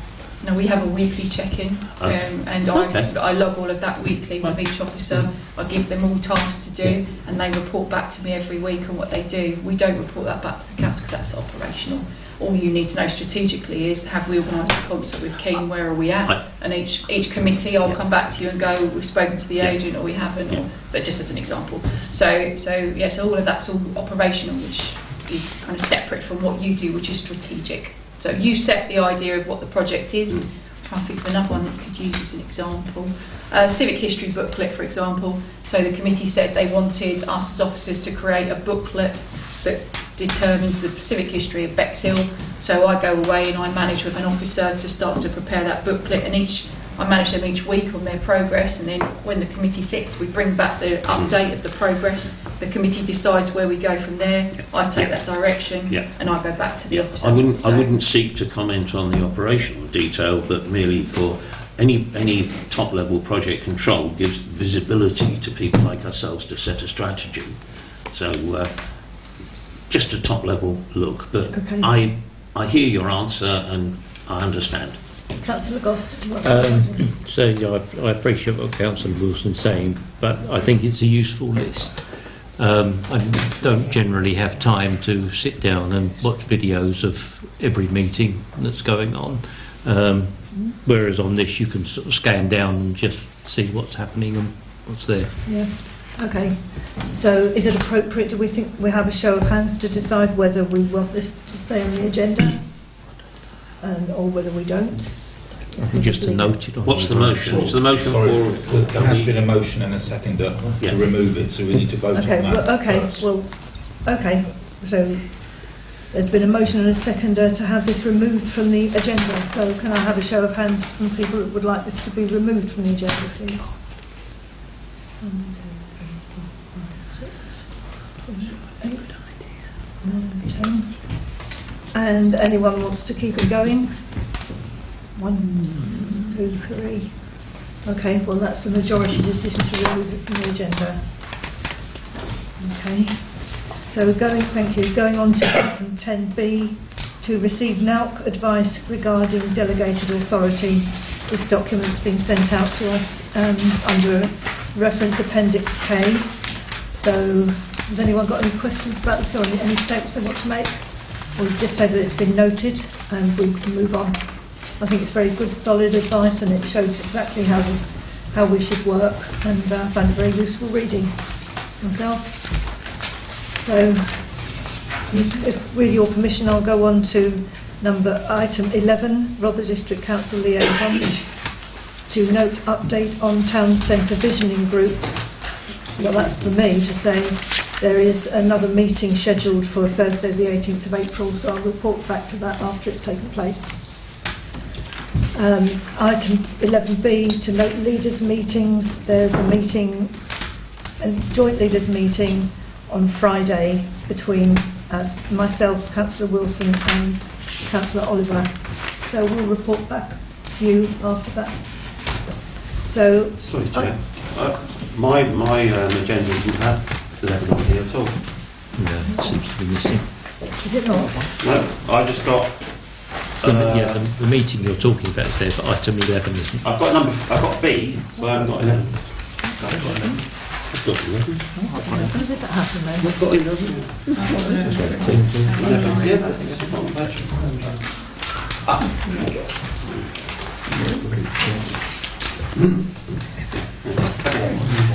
Oh well, okay. So, with your permission, we'll go on to item 12, Sussex Police Liaison, to note no further update, so there's nothing to discuss there. Could I ask under that, it comes under that, but the CCTV, which is now possibly implemented and we're paying for, are we going to get any notification from them that it's actually working now, or are they going to give us any reports of how useful it is, what it's achieving? Well, we already had a report from Rother when we agreed to take it over, and we know what the aims are. So, but are they achieving their aims, or is it working yet? I'm not sure. Through you, Chair, that's the role of the Asset Transfer Committee. So the Asset Transfer Committee receive the updates on the CCTV. So I can look forward to it next week. Right, okay. Councillor Wilson. Sussex Police Liaison, what does it actually mean? What are we meant to be liaising with Sussex Police about? Because I met 3 members of Sussex Police this afternoon at Rauch, and in the nearly year that I've been at the Town Council, I haven't liaised with any of Sussex Police. Should we be? how do we, and what do we want to liaise with them about? Yeah, I think I've been to a couple of meetings with the Sussex Police. Do we ever meet our PCSO for this area? Yeah, well, it was fully staffed, the meeting I went to, and I found it quite beneficial, but we haven't had one recently. Okay. Councillor Jacqueline. I'm kind of picking up on what Paul's saying. I don't think we've ever had anything of substance under this agenda item, so I'm also perplexed. At the meeting today, they said that there was a list of PCSOs for Bexhill, so perhaps I could ask that that be circulated. They also discussed what they used to do for the northern Rother parishes, which was to have a 6-weekly discussion group about issues to do with policing. But because of the change in inspector, that's no longer happening. So we seem to have a gap of police liaisoning here in Bexhill. So I suppose the question is, are we bothered? But as a minimum, maybe we can circulate the list of PCSOs. Is it possible for us to invite them to come along and give us an update? Okay, so through you, Chair, the reason why this is on the agenda is because we were having these regular meetings from the PCC, and you're right, when there was a personnel change, there were some delays in that, and Trevor Lego arranges this through the East Sussex Association of Local Councils, so he's working on getting us another liaison meeting. So last time we did it over a day, we did half a day for one side of Bexhill and half a day for the other, so you got to meet, councillors got to meet their local PCSOs or inspector, whoever managed to get to the meeting, and to share your crime issues. So we're waiting for them to come back to us with another date so that we can have another one of those meetings to meet everybody. Councillor Drayson. I was just say I got an email from my PCSO asking for a meeting with me, and it was Councillor Clasby. We've never managed to find a date when they're working and we're free, but they made the contact to me to have a meeting. The reason I raise it, Chair, is because just this evening I've heard there's crime going on in Central Ward that Councillor Crotty's mentioned. There's crime in the tennis court area that Councillor Timothy's mentioned, and the PCSO isn't being contacted about this locally. So if that's a liaison, I understand the process about Trevor Lego making the arrangements, blah, blah, blah, but how do we drive into our PCSOs the things that are happening in all of our wards, police-wise? Is it through that, or do we go direct to the PCSO ourselves? Is it acceptable for us to take the initiative? Can you tell me, please? Okay, yeah, through you, Chair. So what they gave, the advice they gave at the last liaison was that if you have any information that you ring 101 and you log that information, that then gets passed to the relevant person, whether that's the PCSO or the Community Safety Unit or wherever it needs to go. So their advice was, if you've got incidents that happen, you must report them and get a crime number, because without that crime number, they don't have a list of the things that are going on, rather than anecdotal advice. PCSOs pop into the hub regularly and talk to us about what's going on, and we give them any information that we know as anecdotal, but if there's things that happen that you know are going on, you must report it to 101 and get a crime number. So I'm presuming Councillor Crotty's logged them through 101 and the comments about crime in tennis courts have been logged. Otherwise, they're not going to know, are they? Correct. Sorry, excuse me, Chair. 101 takes, you can take up to over 2.5 hours on the phone waiting, and even then they don't reply. They can just hang up on you. Councillor Ruston.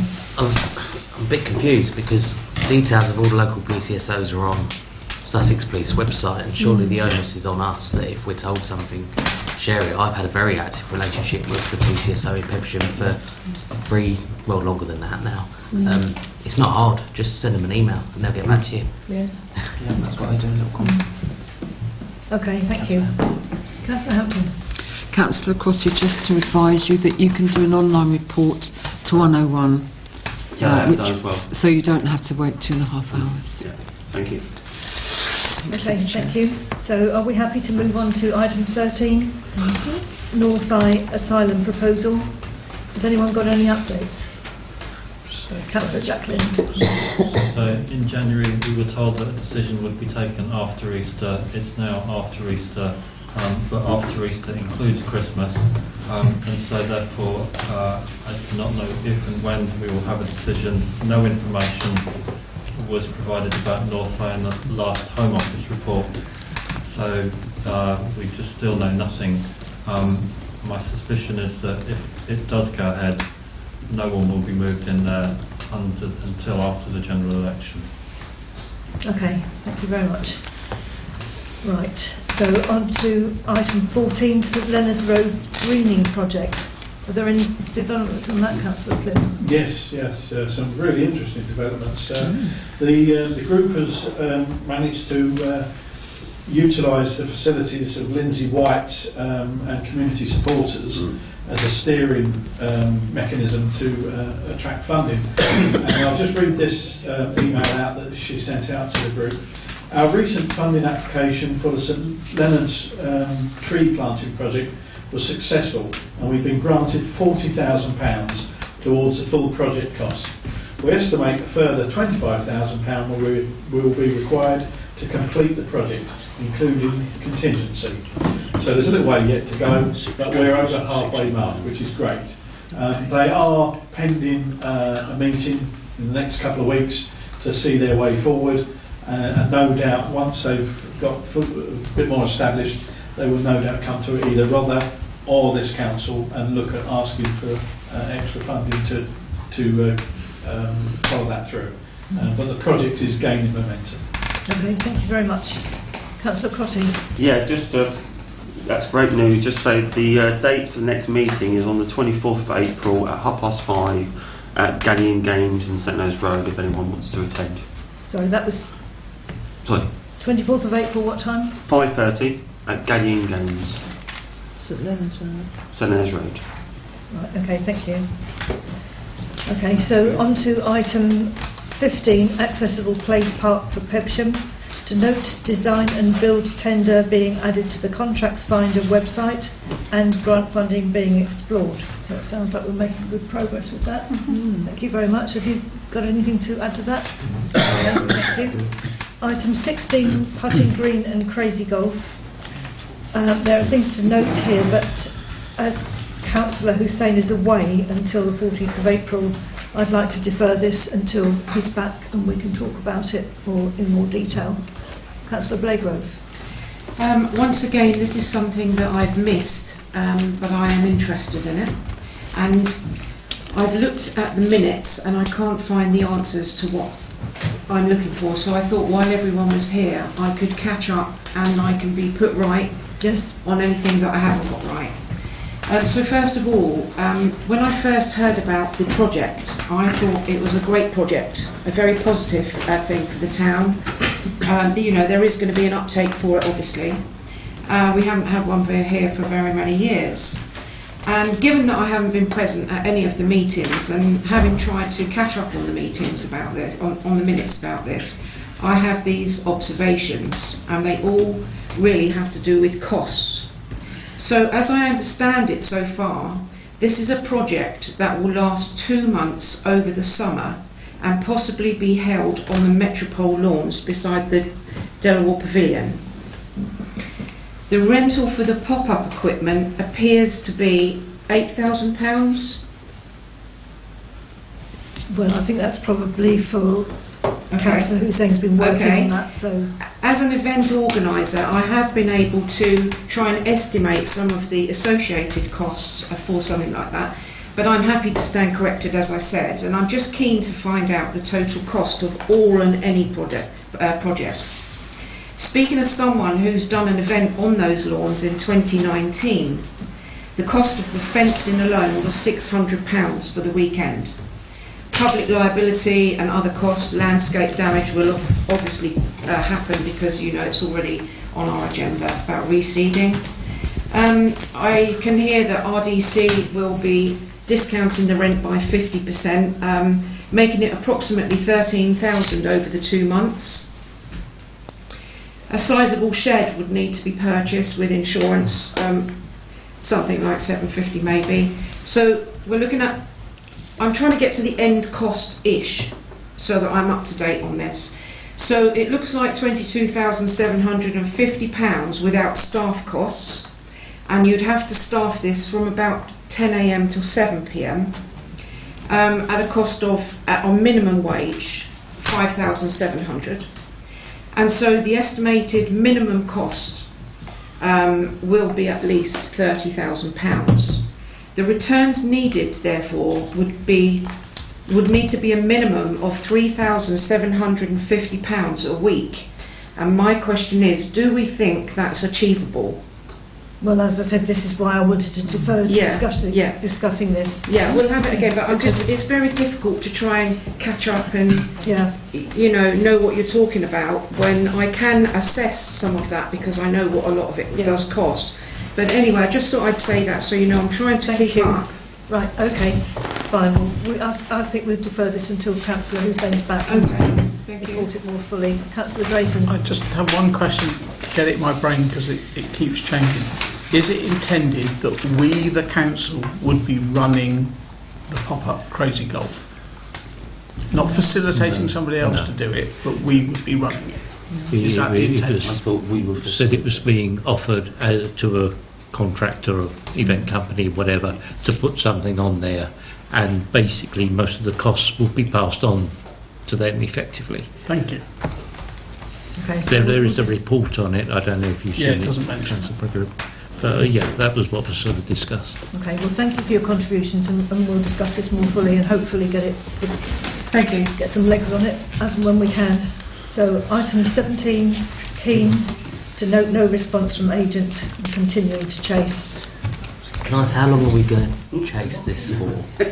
I don't know. Somebody wrote in and suggested that we should do something. So, have we got an end limit to? It's up to you. Because I appreciate someone's written in, but people will write in every day, and I don't know if this is the best time of clerk's time and staff time to pursue with. Depends how much the clerk is keen on King, doesn't it? I seem to remember that the person wrote in saying that we should be acknowledging Keene, and we changed it into how about getting Keene out the town council. So I don't think we have to carry on with this. Yeah, in response we just need to that, a response from them. We have given them a mention on the website. Yes. So that's happened. I was a bit concerned about that the is on the website. I've seen that I think it was in the Bexhill News as well, that there was that implication that it was sort of more than tentative, and it's actually very tentative. We've not had a response from the agents, have we? I don't think we have we? No. We continue to chase. So the decision was to organise a benefit concert, which Keene would come and do. So we've made contact with their agent to ask the question, and we continue to ask the question until you decide otherwise. So should we ask them for a show of hands as to whether we want to continue with this venture or not? Yeah. Okay. All right. So I'm proposing a motion. Sorry, Councillor Blago, did you want to say something? Yes, I wanted to say, I wonder if anybody knows what the Purple Guide is and what it actually takes to put on an event and all the implications that come with it. It's very, very detailed, it's very, very difficult. It takes a lot of hard work by people that have to know what they're doing. I've put on events, big events, and I do know what I'm doing, and that's why when I heard of this I thought, oh dear, you know, is this where we put on an event, a music event? It's frightening to think that the town council would be going into something like that. I do hope that we can mention them. It's great, they're local, all of those things. But to actually put on an event is shark-infested waters where there are 18 people in here and 17 of them don't know what that entails. I have to say that with respect. Actually, excuse me. That's not right. I've got experience, and so have the two councillors to my in big music events. Oh, yeah. I'm sorry. I'll retract that. It's okay. Didn't know that. Okay. So the thing is, do we still, as a council, want to continue with this action of trying to organise a benefit concert? So can we have a show of... Is not a no response from the agent good enough to say that you don't want to do it. Yeah. So if Keane don't want to do it, why are we get a even talking decision about it? made. Let's get it removed. If Yeah, we so- take it off the agenda, then they'll probably come back and say yes. That's speculative. That's a we win-win. make the decisions. We've got control over this. So we So just take let's- it off the agenda and Right. Can I have a seconder then? What, to take it off the agenda? Taken off the agenda. And But, That's the burn. but taking it off the agenda isn't going to stop the clerk from saying it's pointless. and The to not proposal mention- that I'm putting forward is that we stop Yeah. any more communication with Keane's agent. That's it. Okay. All right. They've had the invite. Let's have a seconder for that then. Stop communication. Yeah, Councillor L. Okay. Right. Let's have a show of hands to stop communicating with Keane's agent. 1, 2, 3, 4, 5, 6, 7, 8, 9, 10. That's a majority decision, so we'll stop that. And we'll take it off the agenda anyway. Did you want to do that? Did you want to say something, Councillor Jason? Yeah, no. It's I just want to know how that leaves the clerk, because we're telling her not to chase, but there's still a letter somewhere in the world or an email on Keane agent's desk. Well, she's not. So- She's not chasing it. She's not chasing, it. that's It's up to them fine. to respond, isn't it? Yeah. So I just want to make sure that, Okay. because they still might reply. So Right. she's not going to write a letter today saying we're not interested anymore. It's just No, just leave it. thank you. Okay, thank you. Right, item 18, visioning exercise. To note, the event is being held on the 1st of May 2024. So, have we had a 100% response? No, but there's only 2 left, so I booked it because it was getting too late to Okay, get so- the venue. So if there's a okay. problem, let me know and we can reschedule it. Right, so this is an evening event, presumably? Correct. And the venue? Be here. Here. Right, and what time? What times? I've got to put together an agenda yet, so Okay. I'll work that out. Right, okay, so you can keep us some advice on that. Thank you. Can I just formally say that apologies for absence because I'll be in Spain. Again. Good enough. I didn't say that. Right, okay. Formal Thank you. apologies for absence, Okay. please. Right, okay. So we've already discussed external representatives, so we go on to item 20, motions from councillors. Councillor Jacqueline, you've got the So first this motion relates to toilets. A couple of things have come in today. Let's firstly, here. Can we just, if you say what The your motion motion. is, we need a seconder and then authorities debate it. So if you just say what your motion is and... that the Town Council publish a monthly update on progress with the public conveniences, stating which ones are open, when others are likely to be opened if this is known, and other details as appropriate, e.g. negotiations with local group in progress. Okay, so is there a seconder for debating on this motion? Anybody going to second it? Personally, it's a bit of a tall order at the moment until we've got some sort of programme agreed. So I note that Rother, in Lorna Ford's response to the residents' email this morning, pointed out that Rother have published such a list which covers 12 toilets across Rother, and so therefore there's a blank space about the status on any other toilets. Yeah, well, the only thing I can respond to that statement is that we're going to have a leaders' meeting on Friday, and that will be on the agenda, and if there's anything to report back on that subject, we will do it as soon as possible. Can I reinforce Opportunity. Councillor Stanger's email from this afternoon, where he said that the little common roundabout toilets are important. Yep. I wasn't aware of the cottaging problems in the other toilets, but if that's a reason for closing toilets, so be it. I think Councillor Stanger should ask his own district council. Yeah, exactly. I agree, fully 100%. It's not us, it's Rother District Council that are closing toilets down. Yeah, I know. But this, as I said, this will be discussed, Yes, and we'll come back to you with feedback from that. Councillor Plym. Just picking up on that point, there was no need for us to publish a monthly update because the District Council own the toilets, so they should be producing that update. And if they're only producing it from toilets that are outside Bexhill, I wonder why they're not producing it for the ones within Bexhill. They should be giving the residents the information themselves. They're the owners of those toilets. Yeah, they're only publishing information about toilets which are open. Yeah. I couldn't find any information about the status of those that may subsequently be opened. Well, we Then it's will up to be. Rother to disclose that Sorry. information. Can I just say that it's quite clear from the website that the ones that are open, the ones that are closed will remain closed until the devolvement exercise is achieved or not achieved. Okay, thank you. That's really echoing. We will report back after we've had our meeting. That's the best we can do. And it doesn't look as if we can debate this any further. So if we go on to item 2, Councillor Tempeh. Oh, yeah, thank you. Over to you, please. Yeah, thank you very much, Chair.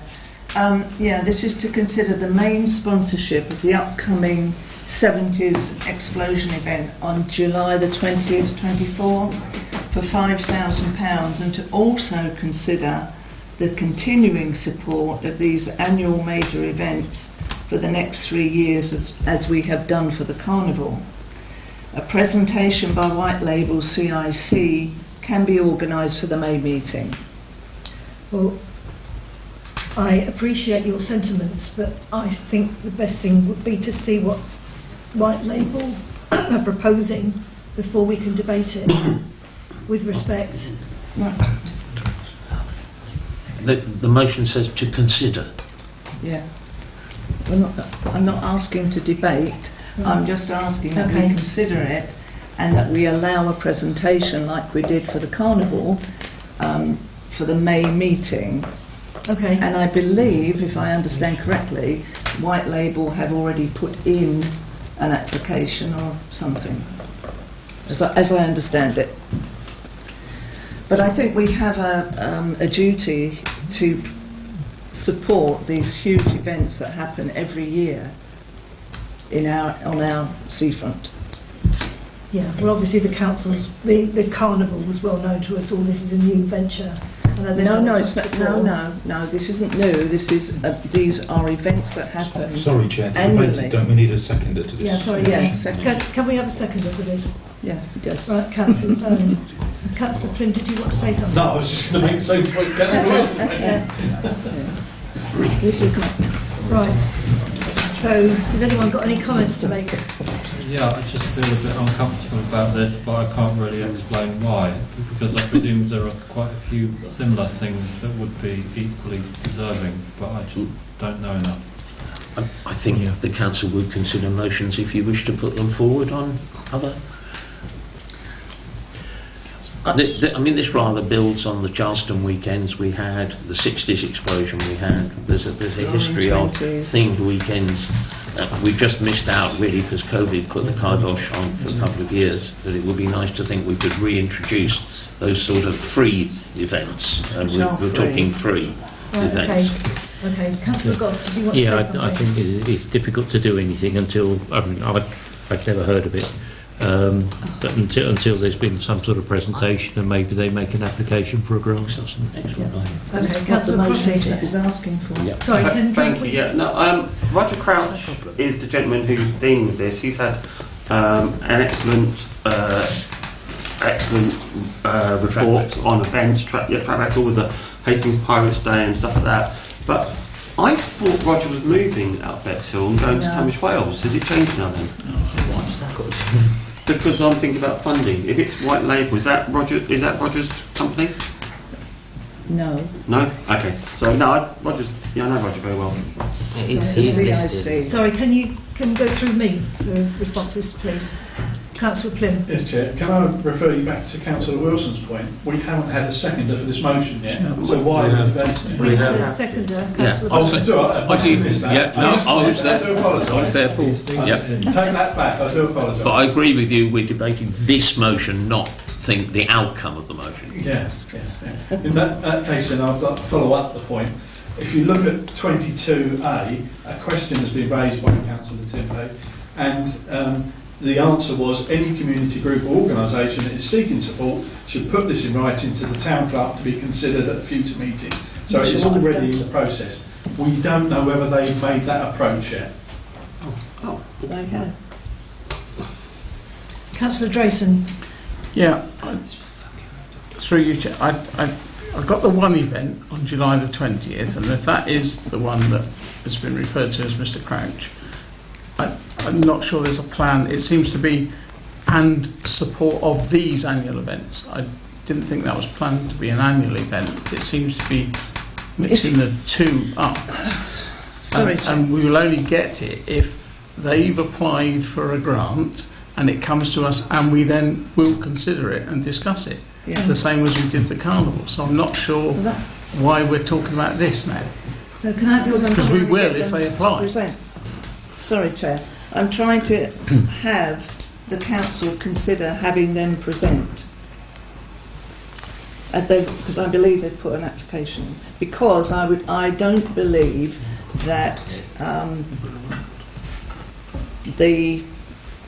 this particular person or these particular people have had the support from the community or the businesses that benefit from these events that bring thousands of people in to our community. Yeah, I must say, you're saying a presentation by White Label CIC can be organised for the May meeting.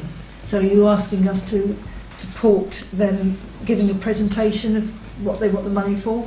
Yes. Okay.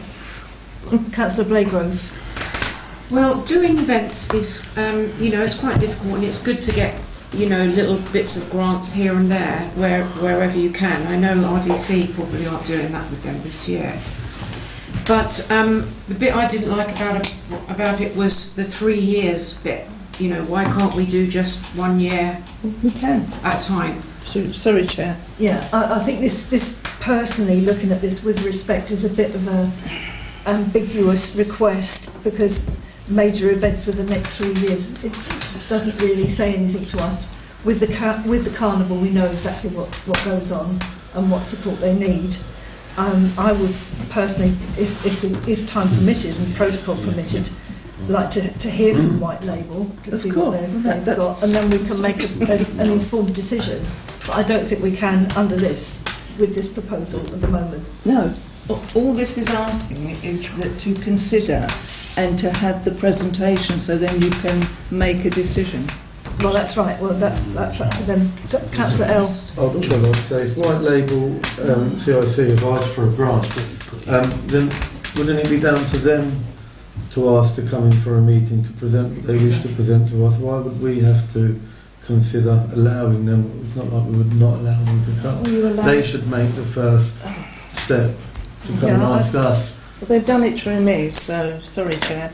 So that's what I'm asking. Okay, so Councillor Ruston. Has a formal grant application been received from White Yes. Label CIC? Apparently. Has it? I don't know. I'm asking the question.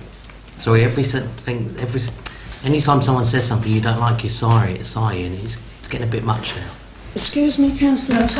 Can I just stop this, please? Has White Label CIC put in a formal grant application? Yeah, this following is an acceptable question. So can we have an answer, please? Chair. I received an email from White Label on the 11th of March. Attached to that was an application to Rother District Council for a grant for £5,000 for a medieval pageant.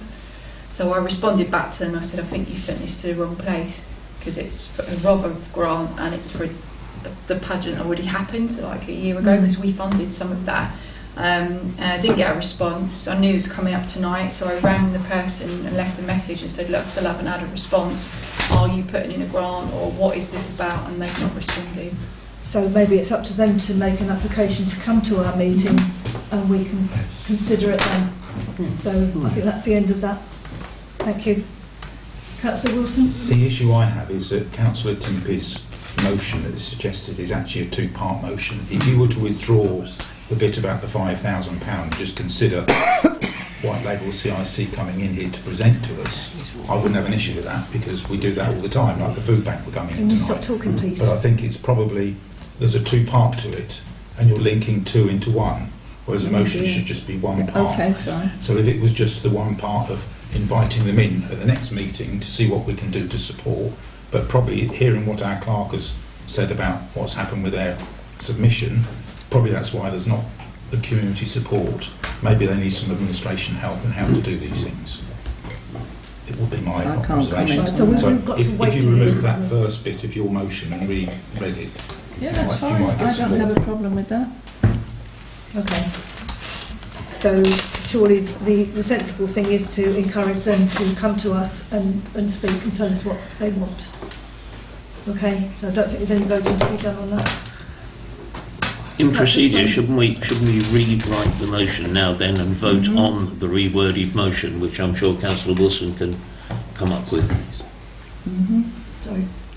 Councillor Drayson, did you want to say I something? was going to say exactly the same, because All right. Councillor Wilson just Let's suggested reword the amending motion it, and we should need to take a Well- vote on the amendment. Yeah. So to consider inviting White Label CIC to the May meeting. Yeah. Simple as that. But I would feel more confident once they've applied for some money. We're inviting them for something and they haven't actually asked for anything. In which case you just vote against it, which I will do. Yeah. And yeah. Okay, so the motion was... Consider giving So you've got an amendment to the motion. The motion has been grossly seconded. You have an amendment being proposed, which is that the council invites White Label CIC to attend the May meeting. Right, okay, so we need a seconder for that amendment. Is there a seconder? Councillor Byrne. Right, so now we need a show of hands to make that happen. So can you show me if you're in favour of this, please?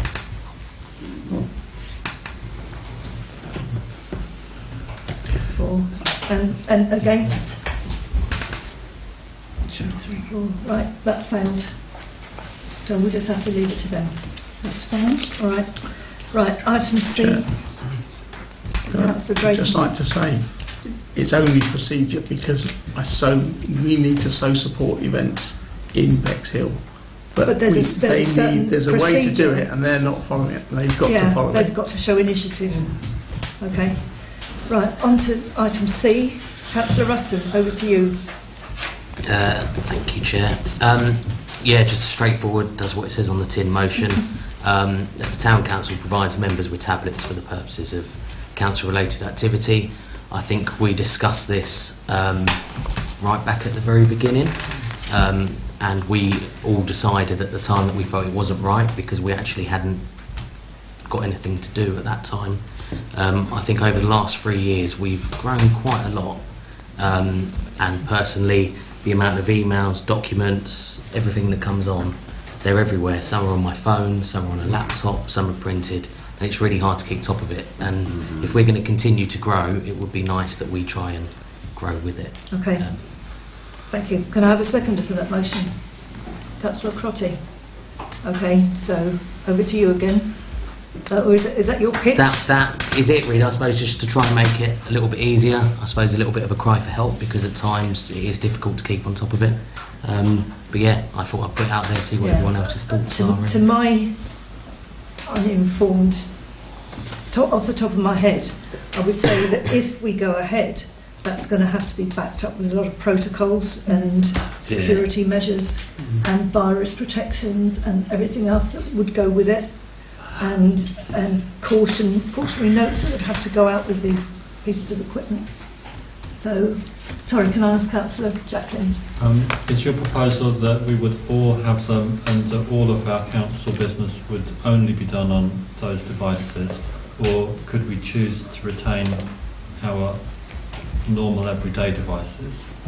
I suppose it's down to the individual and how they manage their workload and life, but I think if there's any members that feel that it would help, that they've got an option to have one. It doesn't mean that 18 councillors have to have one, but it's on the table as an option for anybody that comes in, and yeah, that's a choice. Right. Councillor Byrne. Again, with my digital transformation hat on from Rother District Council, Rother is very choosy about who has access to the information it hosts. Now, I believe they are currently our host, and I would say that what we should do here, I fully support the idea. I think it should be run past Graham McCallum, who is our digital security officer, and he already has protocols in place to protect Rother's data against people using their iPads for other things, he is likely to request that it is only council data that's on the iPads that we use, and he is likely to put in place measures to make sure that that is so. So we will have all our emails coming to one place, or I couldn't agree more that it comes at us from so many angles, it's difficult not to miss stuff. So an iPad, a kosher iPad, which Rother's IT man says is okay, and is going to be okay to get their data, then I think it would be a wonderful idea. But as I say, we should maybe consult him on the implementation. Yeah. Okay, thank you. Councillor Drayson, you think you were next? Two points. On my Rother iPad, I cannot connect to my printer at home. I'm not allowed to connect to my printer at home. I can't print anything off. So if that same applied to the town council, I'd be stuck. And whilst I like the idea of Councillor Ruston, this is a blank cheque. We should be investigating the costs first before we actually agree to supplying everybody with a tablet. Okay, Councillor L. I also want to add that I use Microsoft Outlook for my emails. I've got about 5 email accounts, whether it's work, personal, council, and we do miss. Well, I try not to, and I do my best, and I don't really, but I do. There is an opportunity there of me missing certain emails and certain dependencies and certain emails from other people outside the council as well. And it would be really helpful to have here as well. It would eliminate the use of paper and eliminate the use of printing. If there is anything that you have missed, you wouldn't have to pick the phone up, which I've done a couple of times tonight. It does look a little bit unprofessional as well, and you'll be able to go back and check what you have missed, or what you didn't print out, or what you didn't read the week before. But presumably if you're using, say, an iPad or a Chrome or whatever it is, you can't connect it to your printer because of protocols, because then you wouldn't need to, would you? Have it all on there, you'd have the agenda on there. If you want to use your pen and paper. I'm still looking for the carriage return on mine. So I fully support the idea. Yeah. Okay. It really isn't a problem if it's a document, you email it to your private address and then print it, or you can forward it to yourself to your other address and print it. Well, no, hang on, that is sheep dip. In terms of if you receive, if you're allowed to print it anyway. No. You mean we're not allowed to print emails? No, you're not allowed to forward your emails to your private accounts. That's a security breach, isn't it? On the ICB. Yeah. Okay. I know that. I don't see the technicality there, but fine. Anyway, Councillor Crotty. Councillor Crotty. Thank you, Chair. I think Councillor Ransom's idea is brilliant, because just me on Thursday I picked up 165 pages. That's a lot of waste for the environment of paper. If it could be on a laptop or a pad, then that would be a lot easier as well.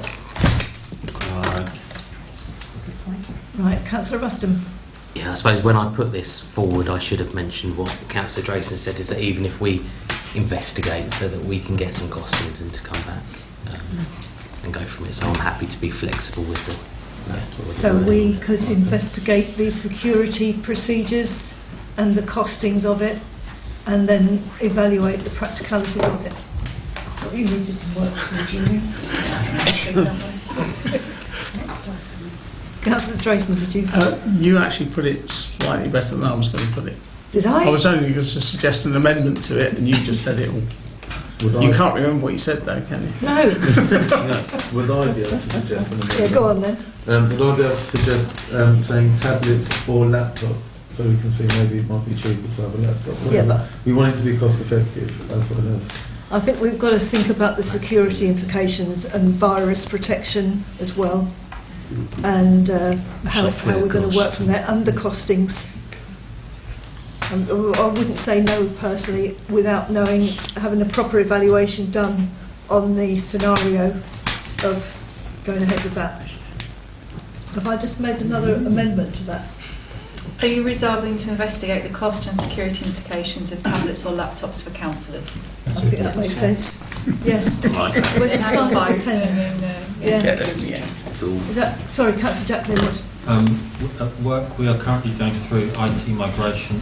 I believe that we are all signed up to Microsoft Office. Is that correct?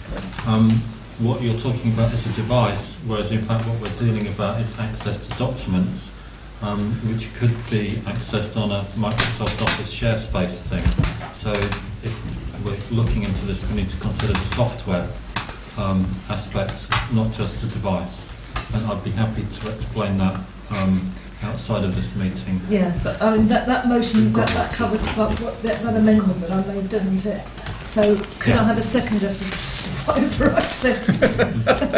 Can I just clarify, that's not going to be mandatory of every single councillor, is it? No. It's optional. a voluntary take-up. Yes, absolutely. It's not everyone works in that way. But we've got to start somewhere, and it is a progressive suggestion. Yeah. We will all probably adapt to it in 30 years' time, but that's not going to be my problem. So, yes. So, can I have a seconder for this amendment? Councillor Drayson. So, could you read it out, please, Julie, and then we'll vote on it. Yeah, so we resolve to investigate the cost and security implications of tablets or laptops for councillors. Right, that. So, right, can I have a vote? Show of hands. 1, 2.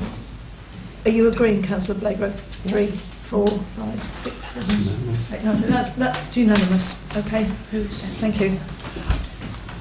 Right, so we're going on item 21, correspondence and matters for information.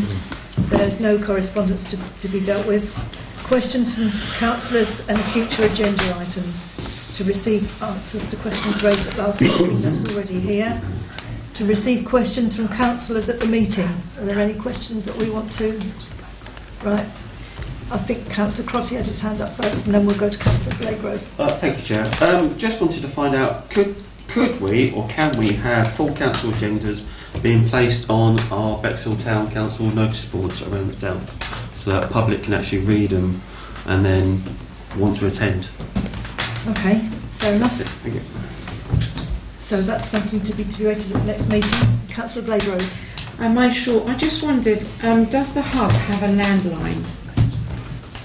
I don't think it's a practical solution at the moment, because I think there'll be an influx of calls over the weekend and that sort of thing that will be left pending, and from what I can gather, when the customer service ladies come in, they will have to be dealing with the backlog. They'll also be dealing with people coming in, and it could possibly impede the efficiency of it at the moment. So at the moment it's working with the mobile number, and until we've got more staff in place, this is probably the best solution we've got. Am I right? I'll answer the question in the minutes like we normally do. Sorry, okay. All right. Yeah. Councillor Crotty. Thank you, Chair. So I didn't understand that. So what did you? No, I was just That's asking. getting a I've been landline. asked several times if there's a landline, and I keep saying I is don't there? know. I don't know. Okay. No, that's Yeah. fine. I have no So idea. that will be answered at our next meeting. Oh, okay. Fine. Thank you. Thank you. Right, so to go on, that's future agenda items. To consider any new risks to be added to the risk register. Councillor Plim. Yeah, I'd like this council to consider whether failure to complete a DBS check or outstanding DBS check is a risk. Just consider it. Is it a risk to this council? I thought that we'd all completed DBS checks. I thought we had. No, Oh. I was asked to remove it from the agenda. Oh, right. So we've got to consider whether that could be a potential risk. So what do we think about that failure to complete a DBS check? Presumably it is, because otherwise there would be no point completing them. Yeah. Well, obviously, yeah. I mean, I thought everyone had completed a DBS check and it was all done and dusted. Nobody gave the option. Yeah, I thought everybody had. Can I add to that, Chair, that was the previous administration who wanted it. When I had to do one, I asked the question, and that was a decision.